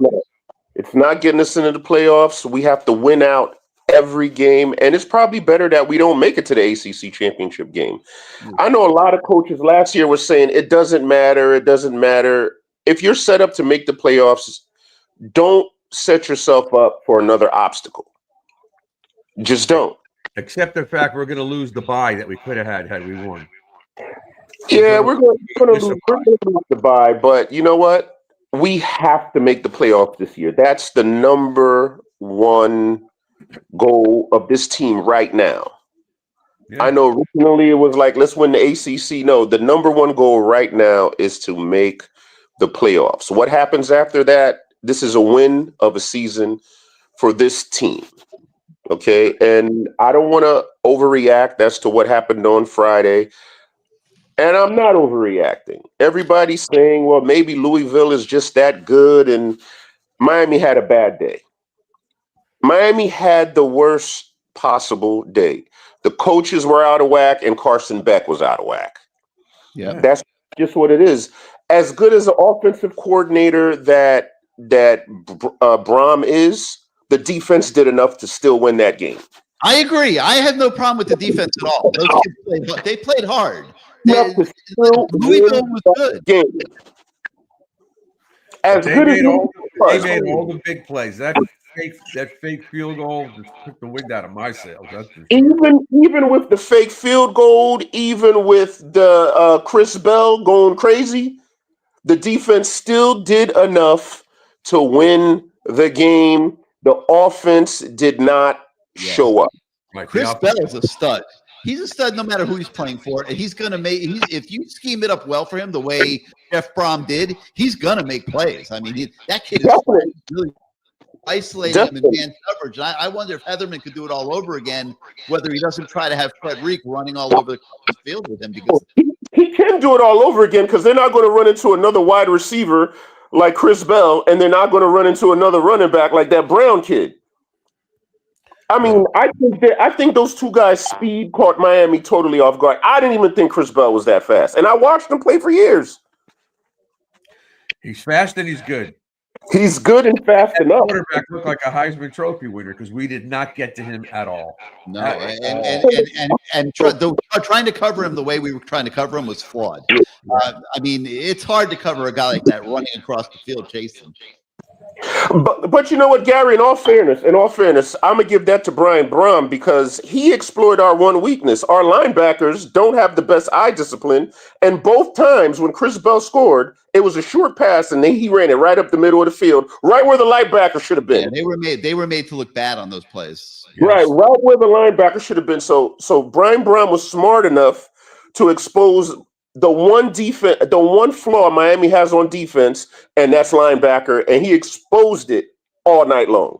It's Jeff Brom. I'm sorry, Jeff Brom. I'm sorry. Brian, brother. Right? It's his brother. Yeah, Jeff Brom. He exposed it all night long. These tackles did nothing. They were running right up the gut all the time. There was gaping holes there. Well, listen. Those quick passes threw off their timing. Yep. But that's the way you beat a team like that. You can't sit in the pocket and get killed. So what did they expect him to do? He's a smart coach. They should have been prepared for that. Listen, if Miami would have found a way to win that game, it would have ended Louisville's season because they wouldn't have known what to do after that. They threw everything but the kitchen sink at Miami. Mm-hmm. I'm not worried about this Miami team. This was a loss that every year, like we mentioned, we talked about it last week, Gary, how the 2001 team had their Boston College. Yeah, this was but that was different than this. No, Gary. We needed an Ed Reed miracle to win that game. I know, but it wasn't even Ed. It was who was the defensive guy that caught the ball and then Ed took it out of his hand? I don't remember who that was. Yeah, I forgot. I know who it is. Anyway, you know what? Last week we all said the same thing because I know I did because Gary asked me. I didn't like the way we blew that 14-point lead against Notre Dame, and everybody said, "Oh, it's whatever, we won." Florida, we didn't play great. Fourth quarter, we blew them out. Florida State, we were terrible in the fourth quarter. I said that those things will come back to bite us in the ass, and it did. You can't play like that. Mario. I think that's Mario. I think he's playing. I think he's coaching scared in the fourth quarter. He's afraid to give up a lead. I think that's Mario. You might be right. That's conservative. Like we said earlier, Gary, like you and Matt were saying earlier, that last drive took almost 4 minutes. No sense of urgency at all. None. Yeah, but here's my answer to that. Did they really want Louisville to get the ball back with any clock? It's not that they wanted Louisville to get the ball back. You could have at least killed the clock closer Maybe with further, closer within the range of the kicker, and force them to play on a shorter field. But the killer instinct is gone. Once it hits the fourth quarter, Mario just calls it in and said, "Hey, you know what? We got this game won. You know what? I'm just gonna cruise. I'm just gonna cruise it in. If we didn't get that fumble and a part of point conversion, we really would have looked terrible. We got close, but But that's too late. A part of one last thing. Eric Cook, Eric Cooks hits it right on those. This is why this was different than Boston College. He says it's okay to lose from time to time, but we looked abysmal. There's a difference. Yes. And there was Miami they struggled against Boston College that day, but they didn't look abysmal. We couldn't do anything in that game. No, we really looked bad. We couldn't do anything offensively. What are we talking about here? We didn't do anything offensively in that game. Nothing. Ed Reed saved us. What was the score of that game? 27-20? No, it was like 17-16 or something like that. It was 17-16. We did nothing in that game. Nothing. So it's the same to me. It's the same. But I got to agree with Matt with one thing about how we're building. The only thing that I wish is that the last 2 years when we took Ward and now we took Beck, we put everything on 1 year to win, just like we did this year. Don't be surprised if it happens next year too, my friend. Guys start next year. But the point I'm trying to make is if we go quarterback next year, we better take a young guy that's going to be in the system more than 1 year. I agree with that. They got a young guy, and they're going to have another young guy when Coleman gets here. They need a veteran to come in and compete with Emery and Nickel. I'm saying, but that veteran could have 2 years of experience and be a sophomore or a junior with time. Depends who's available. I mean, there's always somebody available. There's always somebody that's going to hop in the portal for some money. But we just have to spend it more wisely. We can't take a 4th or 5th year senior anymore. We need continuity. Like when you got to take the best guy you can find. Listen, when Florida State was good those 2 years, they had continuity at quarterback. This Jordan Travis kid, they had continuity at quarterback. They won 10 games. The next year, they ran off 13 in a row, and poor kid got hurt. Yeah. But once again, I'm not worried about it. I'm pretty sure they'll get it in order, but we're going to lose a lot of kids in this portal this year. Kids hopping on social media, talking about how they're not getting playing time, things of that nature. It just doesn't look good. It bodes badly for the team. Yeah. It bodes badly for Mario. Yeah. You got JoJo Trader. That'll a lot. Yeah, it's going to hurt if we lose Josiah Trader. We can't keep losing our best wide receiver every year to the portal. We can't keep doing that. I agree. But those kids got to take ownership of themselves and be better than what JoJo's doing. Well, I don't know. He's a kid. I'm not going to talk about all the flash, so to speak. But I can just tell you that JoJo is responsible for JoJo. Okay, and everybody has to stop worrying about JoJo because he's not being mistreated. He's being treated very fairly, and he needs to do better. That's it. What's Josh Moore's problem and Lofton's problem? They just clearly don't trust him for whatever reason. I don't know. I got to look into it a little bit more. I don't know. Don't trust Elijah Lofton either. Well, I would argue that one too. Okay, I'm with you, but then when they needed him to show up the other night, he screwed up, man. Like that might have something to do with why he hasn't been contributing more. He whiffed on that block. Maybe he's whiffing on more block than what we saw. Who knows? I mean, he ran the wrong route when they're driving to try to win the game. I mean, there's nothing worse than that. I put that partially on that too. He's a veteran receiver. Like I put that partially on him too. Like you have to identify certain things. If you see this kid is not in position, don't throw the ball. Agreed. But it's easy for us to say we're not out there making split-second decisions live action under pressure. The play called for the ball to go to Elijah Lofton. He looked over there. Elijah Lofton wasn't in the right place, but he was somewhat open, and he tried to throw the ball to him. He was about a second late doing that, and then the ball got tipped on top of it.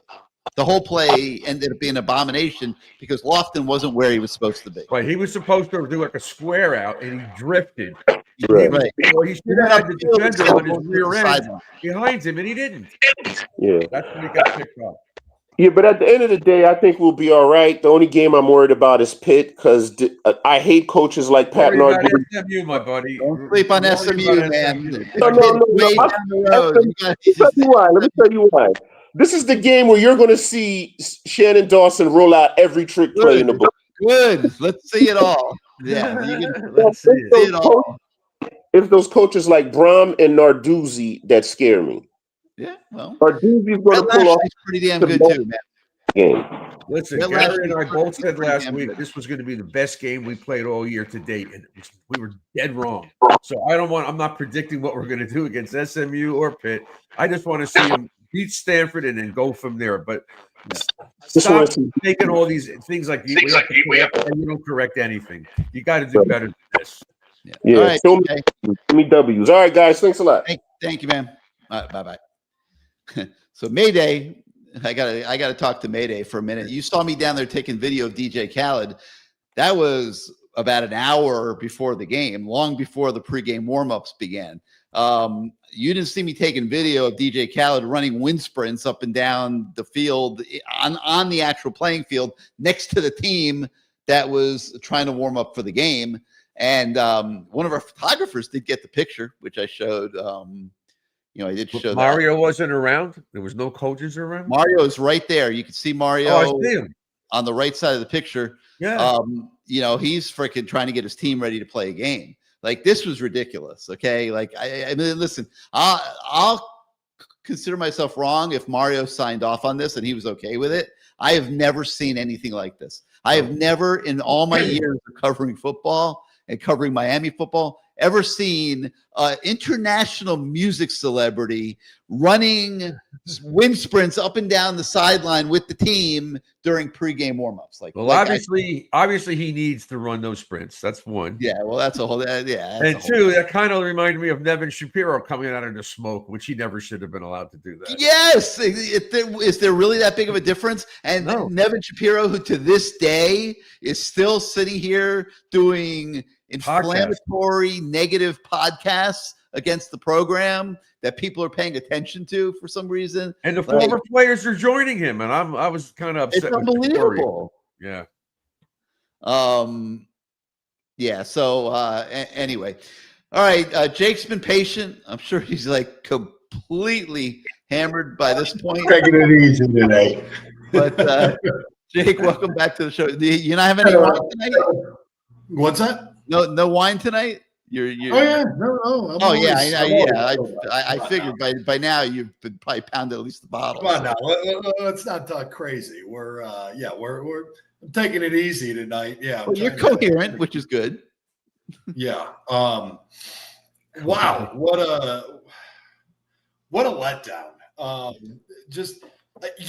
So here's the problem with the way I see it is that, like Mario was bitching about like, the coaches are conspiring and ganging together. I mean, it's because they know, look, you have the biggest talent pool to recruit. You have the biggest resource pool to utilize in terms of NIL, program money, everything else. This season is his chance to run away with it. And if you don't think everyone in the ACC is gunning for you, you're a fucking idiot. Like, get over it. Get over it. Of course they're gunning for you because you should be winning the ACC every year. The fact that we haven't won it in 22 years, it's a joke. It's laughable. Who's Boston College recruiting? Who do they have to recruit from in their talent base? Zilch. Zero. Mario has a wealth of talent in his area, in his state, in the surrounding states. They're loaded. The best talent is coming from Georgia South down to Miami. It's right in your backyard. So what are you saying, Jake? It's the coaching? 100%.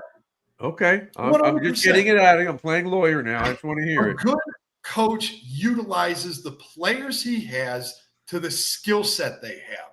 Nick Saban was all ground and pound Mario meathead football for the first, and it worked. That was the era he was in, and it worked. And then you know what he did? He reinvented himself. He went out and started incorporating a spread offense. They were throwing the ball. He had God knows how many receivers drafted in the NFL.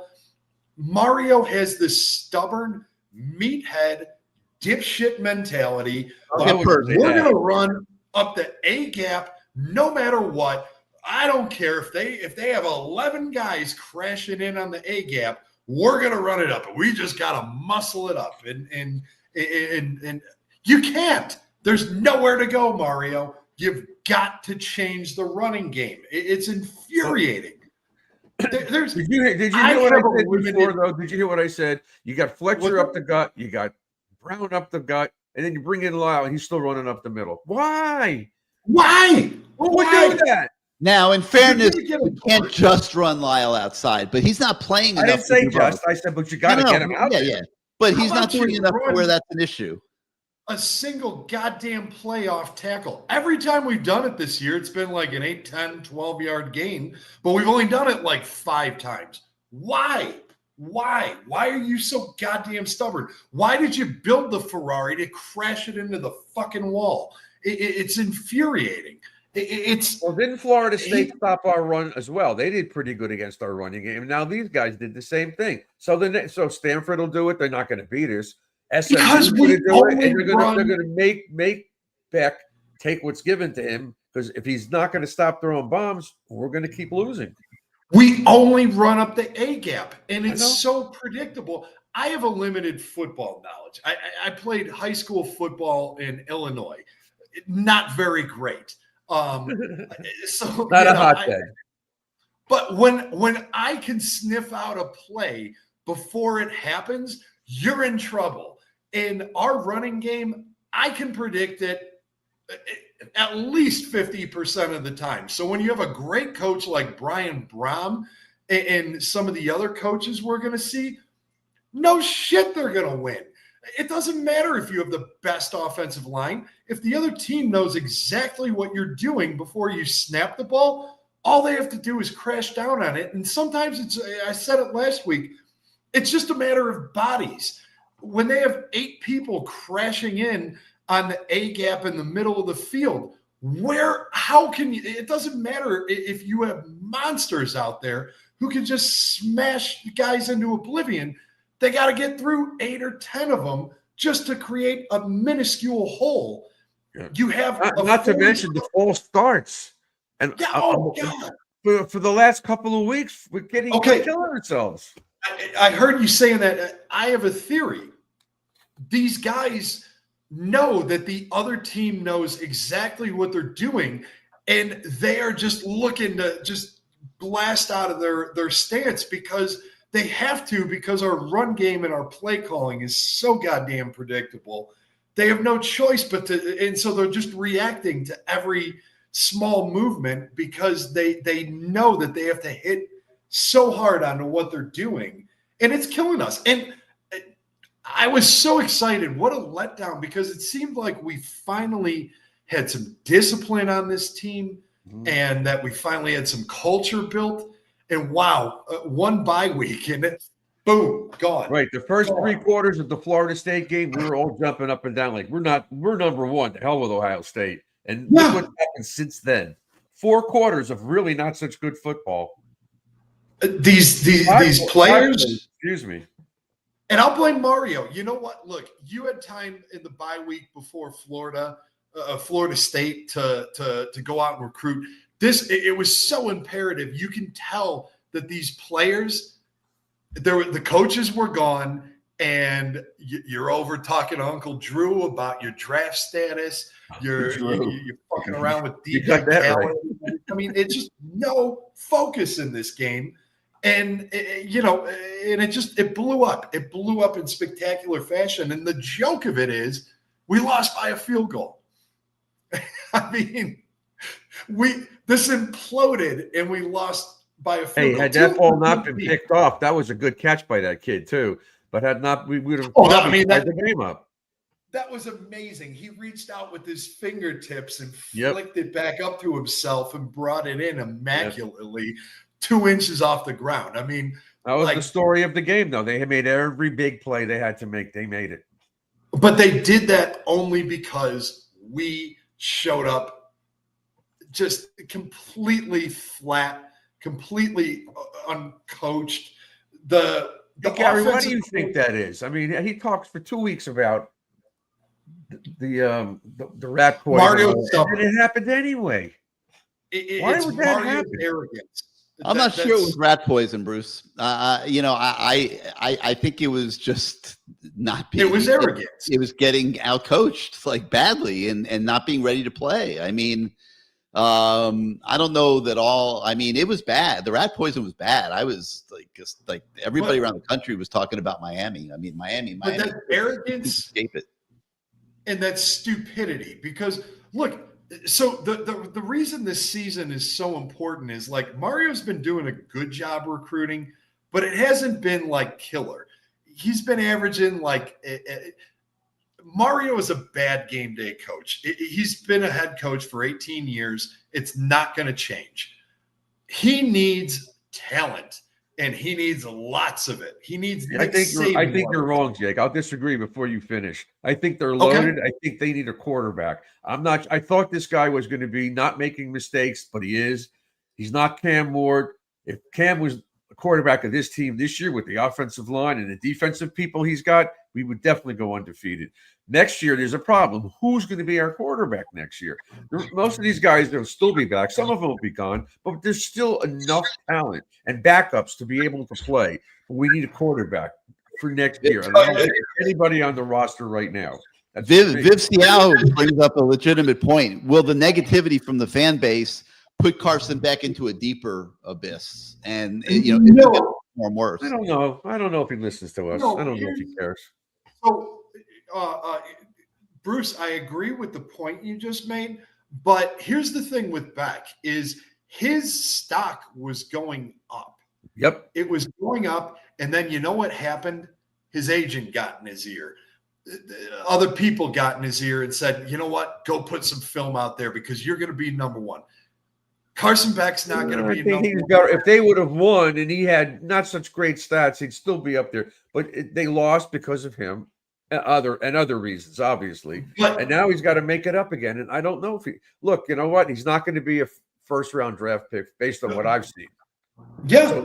So go to the NFL and do your best and make a roster and see what happens. The first round is gone for him. What he needs to do is realize that he might not be in the first round. He may not get drafted the way he played. After that performance, he has very little margin, but that's where he's going to have to listen to the coaching and listen to the people who have his interest, not his agent, not the handlers, but the people who are going to tell him, look, take the check down, show that you can manage a game, show that you've got a good arm, a good enough, but don't play hero ball, play the game that's given to you, make the most of that. But Jake, that's what he was told. Ask Gary, ask Matt, ask me. That's what he was told.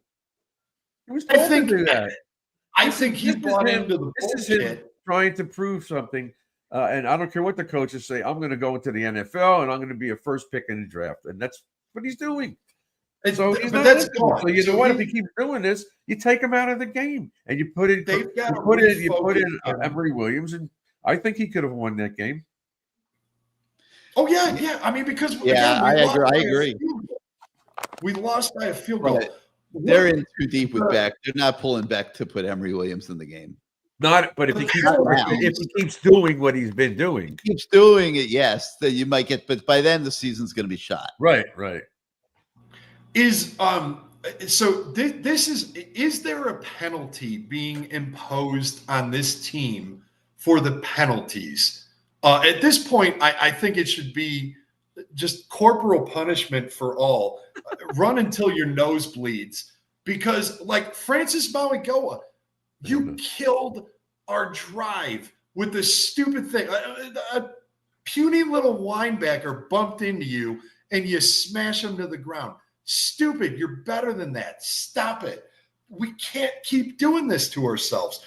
We're good enough, but when you do stupid shit like that and give 80, 100 yards to the other team, kill your drives, kill your momentum, there has to be a consequence for that. I don't care how good you are. I don't care if you're a top But that's five not pick. normally him, though. That he just was out of character on that play. He knows darn well he was wrong. But sometimes in the heat of it, if you're trailing, you just get angry. You push somebody. I don't know. It's a lot of reasons why they lost this game, and they have enough talent to blow out the next 6 teams they play too. It could happen. They could have they could kill everybody. It just depends. But they have to be ready to play. It starts right now. They, like you said, they have the talent to blow everyone out of the water. What they got to do, the next 2 weeks are going to tell what the season's made of. If you ask me, you gotta beat the daylights out of Stanford. This team needs to show up mad, furious, and they need to play focused and destroy a team with inferior talent. They need to destroy them. And I'm concerned about SMU on the road because last week could score 14 points in the first quarter too. He's that smart. That's another great coach, and you better not get your ass handed to you coaching. Well, the defense was fine. Why were we blitzing the whole game? He's throwing the ball on a second and a half. What the fuck are you blitzing for? The whole game, we're sending linebackers. Probably should have played with 6 DBs. Four linemen, 1 linebacker, and 6 defensive backs. We probably should have played. Yeah, but we're making an umbrella out of it, so these kids couldn't be crossing routes. The crossing routes would have meant nothing because there's guys every 15 feet. There's somebody. They probably should have done that, but they didn't adjust. No, like the defense was good enough that they started holding their own, but just outcoached. Can't happen again. I'm going to let you guys go. There might be some other people who want to get in there. Got to destroy Stanford this weekend. Let's start by showing up mad and getting it done. That's it. 3 touchdowns. All right, buddy. Good to see you again. You hardly even touched that drink during the 15 minutes you were on. I'm into the bottom here. We're okay. We're doing some more. Take care. Good time, guys. All right, Jay.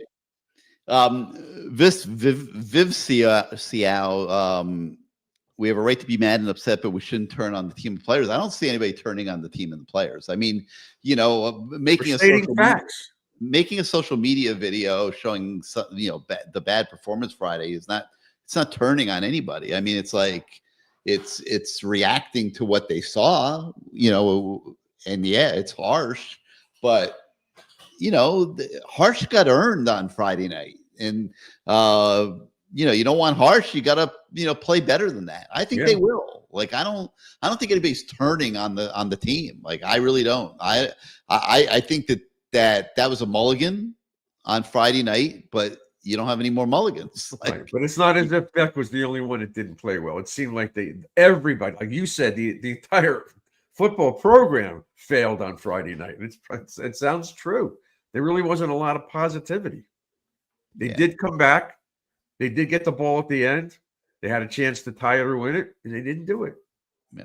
All right, let's go to Ohio Kane. Ohio Kane, welcome to CaneSport Live. What you got for us? How you doing, Gary? Doing good, man. What's up? Yeah, I've been wanting to get on this show, but usually it's my poker night. So this is one of the rare nights I got my butt kicked early, so I had to come on this show. Oh, all right. Well, there's a positive to that at least. You're on the show. There's a positive.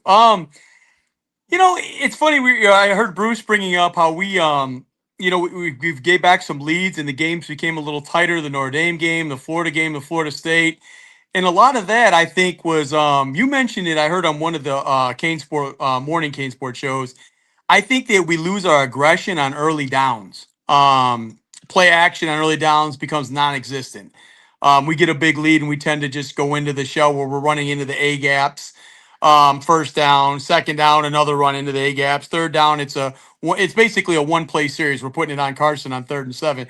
I noticed a lot of that with the lead, but You know, the thing with me, my biggest issue is, and I think I mentioned it on the page, is our run game is very predictable, and it works against teams like Stanford, against teams in the ACC that we're better than. I mean, I think talent wise, we've got more talent than probably any team in the ACC, and I don't even think it's really close. I think Miami is heads and shoulders right now, talent wise. But I think where fans get a little flustered is, we're seeing things down the road. If like, let's say we do make a playoff, we're not going to out athlete everyone there in the playoffs, and Right. you cannot be predictable in the run game against a team like, let's say, in Ohio State and Alabama, Georgia. You cannot be, Right. and You we can't. have no outside run game whatsoever. Yeah, that's got to change. It has to change. It Right. That's has why I to. said Lyle. Lyle's got to get to the outside. He's your third guy. Any He's of your your speed guys. guy. You know, It can give you a few plays Pringle, doing yeah, that. but Pringle's still a kid. have you ever noticed play actions killing teams? Because why? Because everyone's sucking. The linebackers are sucking up to take away our A gaps immediately. If you've noticed play action on early downs down the field, it's wide open. Yep, wide And open. it is. And I would love to see some outside run concepts. Then we can bang back in the mid. It just would put defensive coordinators just in a blender if we could do this sort of thing. And listen, I'm always going to back and support my coaches. I just hope that, it doesn't become an ego thing. Because sometimes when guys make millions of dollars, they start thinking they're smarter than they really are. It becomes an ego thing.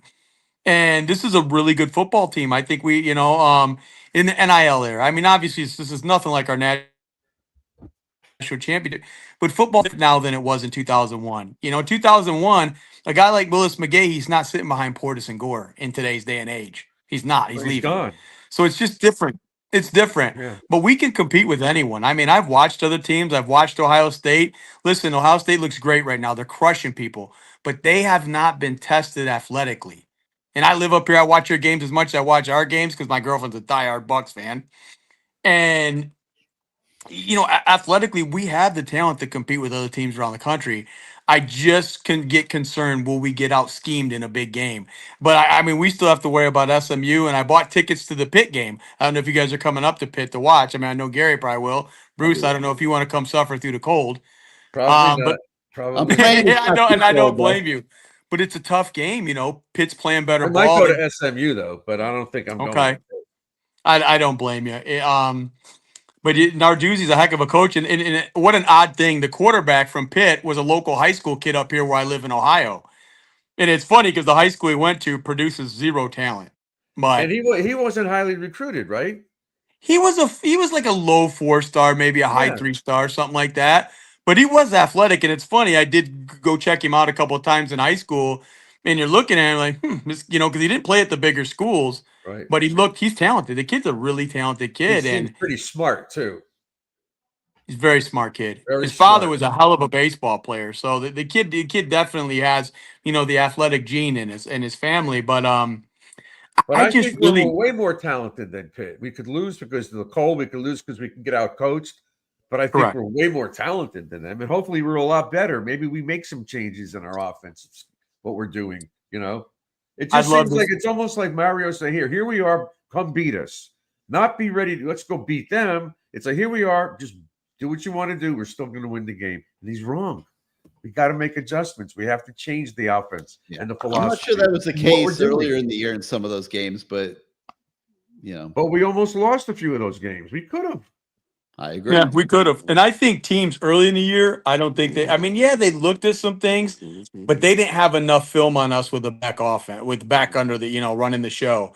And back, I mean, that's another story. I think someone really needs to get it through his skull that, I'm sure he has aspirations of playing pro ball, but they need to tell him, listen, you're not going to impress scouts by throwing in the coverage, throwing picks in the coverage. What's going to impress scouts if you're making the right reads? He has the arm talent to play at the next level. His arm talent's not questioned in my I book. don't know if his deep ball's so great. He puts a lot of air under it. I don't know. Maybe, but that needed to happen in the first quarter the other night is the only problem. Yeah, it just if he makes his reads right, we can run deep, and if he runs deep, he's going to get a look by the next level. Well, yeah, he's going to get a look. And our running If Miami game makes a run in the without playoffs and they running the make some ball, noise, it's a lot more pressure on him. So if we ran the ball better against Louisville, it makes it easier for him to play action. You can't play action if no one's, if you can't run the damn ball. It's hard to run the ball when everyone knows where you're going. Everyone knows. Everyone and their mother knows where we were going. Right. It's, and it's starting to be a problem now. In the good teams, they're going to try and take that away. You have to have some sort of outside concept, and I don't care if they throw whether it's 2 plays in outside zone or a stretch or a toss. It has to be there, the threat of it. Then you can come back to beating up the inside after you've touched on the outside a little bit. It just that's what they call throwing to be able to run the ball. It used to be Right. one to set up the. Now, if you could throw, you would have come out early throwing in that game. That would have gotten those linebackers off the line of scrimmage. They would have dropped better, and then you could run the ball. But you can't run the ball against 6 or 7 guys and expect you're going to get 7, 8 yards a shot. It's not going to happen. So then you put Beck in a 3rd and long instead of 3rd and short, where he could play action. He could throw. You could do a million things, but when you're in 3rd and long because you can't run the ball, that's a problem. And that's the coach. That's Dawson and or Mario. I think they'll get together. I tend to, I'm hoping I have faith in my coaching staff, and I just would hate to see us not make the playoffs this year because this team should be a playoff team. Yeah, We have enough talent to compete well in the playoffs. Like I don't just think we can go there and just show up like, hey, we're here. I think they can go there and they could be a very tough out for anyone. Right. Very Here's my tough out. concern. If we blow out Stanford, they're going to think, all right, we're going to go down to Dallas and we're going to blow out SMU. No, that's a different game. So I'm not going to get too hyped up if we destroy Stanford this Saturday night. I just won't. They need to be ready and practice for what SMU does. And that guy can coach, and he can coach offense. So we got to be really ready to play against them. I totally agree with you. I think that's all the points I have. What's not Ohio? What's your name? Sorry you got blown out in poker. Yeah, it was awful, Gary. But we're happy that you made the show. Thank you. I've ran into more sets this month, Gary, than I could talk about. It's been awful. All right. Well, hopefully I'll see you up in Pitt. Absolutely. You guys take care of yourself. Take care. And hopefully that will be a meaningful football game. I hope so too. I'm taking my brother, who is not a football fan whatsoever, and I'm dragging him with me. And I keep telling him this might be a good game. You might be onto something because if this is our last game when it's a winner go home scenario, this could be a lot of fun. Yeah. And I think we're sitting like literally like 2 rows behind the bench at the 45. So I'm like, the Miami bench? Yes. All right. So I think he's going to enjoy himself, even though he's not the biggest football fan. I'm going to bring him up to speed, Gary. All right, man. Well, like I said, I hope it's a meaningful game. So, but we got a few more fish to fry before then. Absolutely. All right, Ohio. Thank you. Absolutely, we do. All right. Take care. Let me get that off the screen here. All right. All right, Bruce. Sum this all up for us. Just win. That's all I can say. I don't want to see this ever again. That they're going to win. It's got to be a decisive, convincing, impressive win to get the confidence in the right place. Yes. Go on to Dallas. This cannot be a struggle. And then they get ready to go to Dallas and they play SMU, which at that point in time is the biggest game of the year because you can't trip up. The rest of the games will be meaningless. So yeah, look, I expect this. I'm not even going to watch the game because I'm going to be at Debbie's concert. Yeah. Well, but I'll see the beginning of it. Hopefully when you watch the tape, it'll be. I'll watch the tape. It'll I already got warned not to watch the scores while I'm sitting there because she doesn't want to be singing a song like "Close to You" and I'm screaming "Shit!" God damn. She doesn't want to hear that in the theater. So I said, "I'll be quiet." But I'm not worried. I think we beat Stanford pretty easily. All right. Well, I want to thank everybody that participated tonight. Man, there was a lot to unwrap, and I think we unwrapped a lot of it and went off on a lot of different areas and covered just about everything. I want to thank Matt Shodell for being part of the show earlier and Bruce for coming on here. It's been a tough few days for the Canes fan. No argument about it. These are real issues that have to be confronted. It's very fair that the fan base is confronting them. I know that some people, get a little butthurt at some of the social media stuff and all that. But, I think social media today, it's important to acknowledge it. And, it's a big part of our world today. And, So we've tried to do all that. We've tried to give you guys an absolutely unbiased feel for what the landscape is like right now. Gary, what's Mario's demeanor been these last couple of days? Can you tell us? You can't really tell. I mean, he's very upset. Bruce, it's like I was saying this earlier in the show. It's like you feel for the guy because like nobody puts more effort into it. Nobody works harder. Nobody makes more sacrifices. But this keeps happening to him year after year after year. And what that tells me is that he's not being introspective enough. I'm seeing the same things resurfacing. You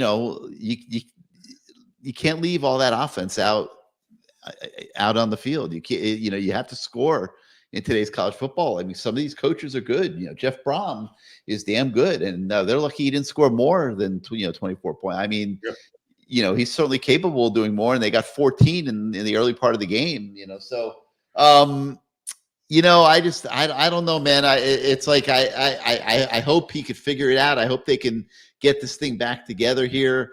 This SMU game is going to be a monster I think. I think Pitt's going to be very, very difficult. The other four, if they do their job and take care of business and don't let down, I think they should win handily. I don't think Syracuse is very good. And we owe them.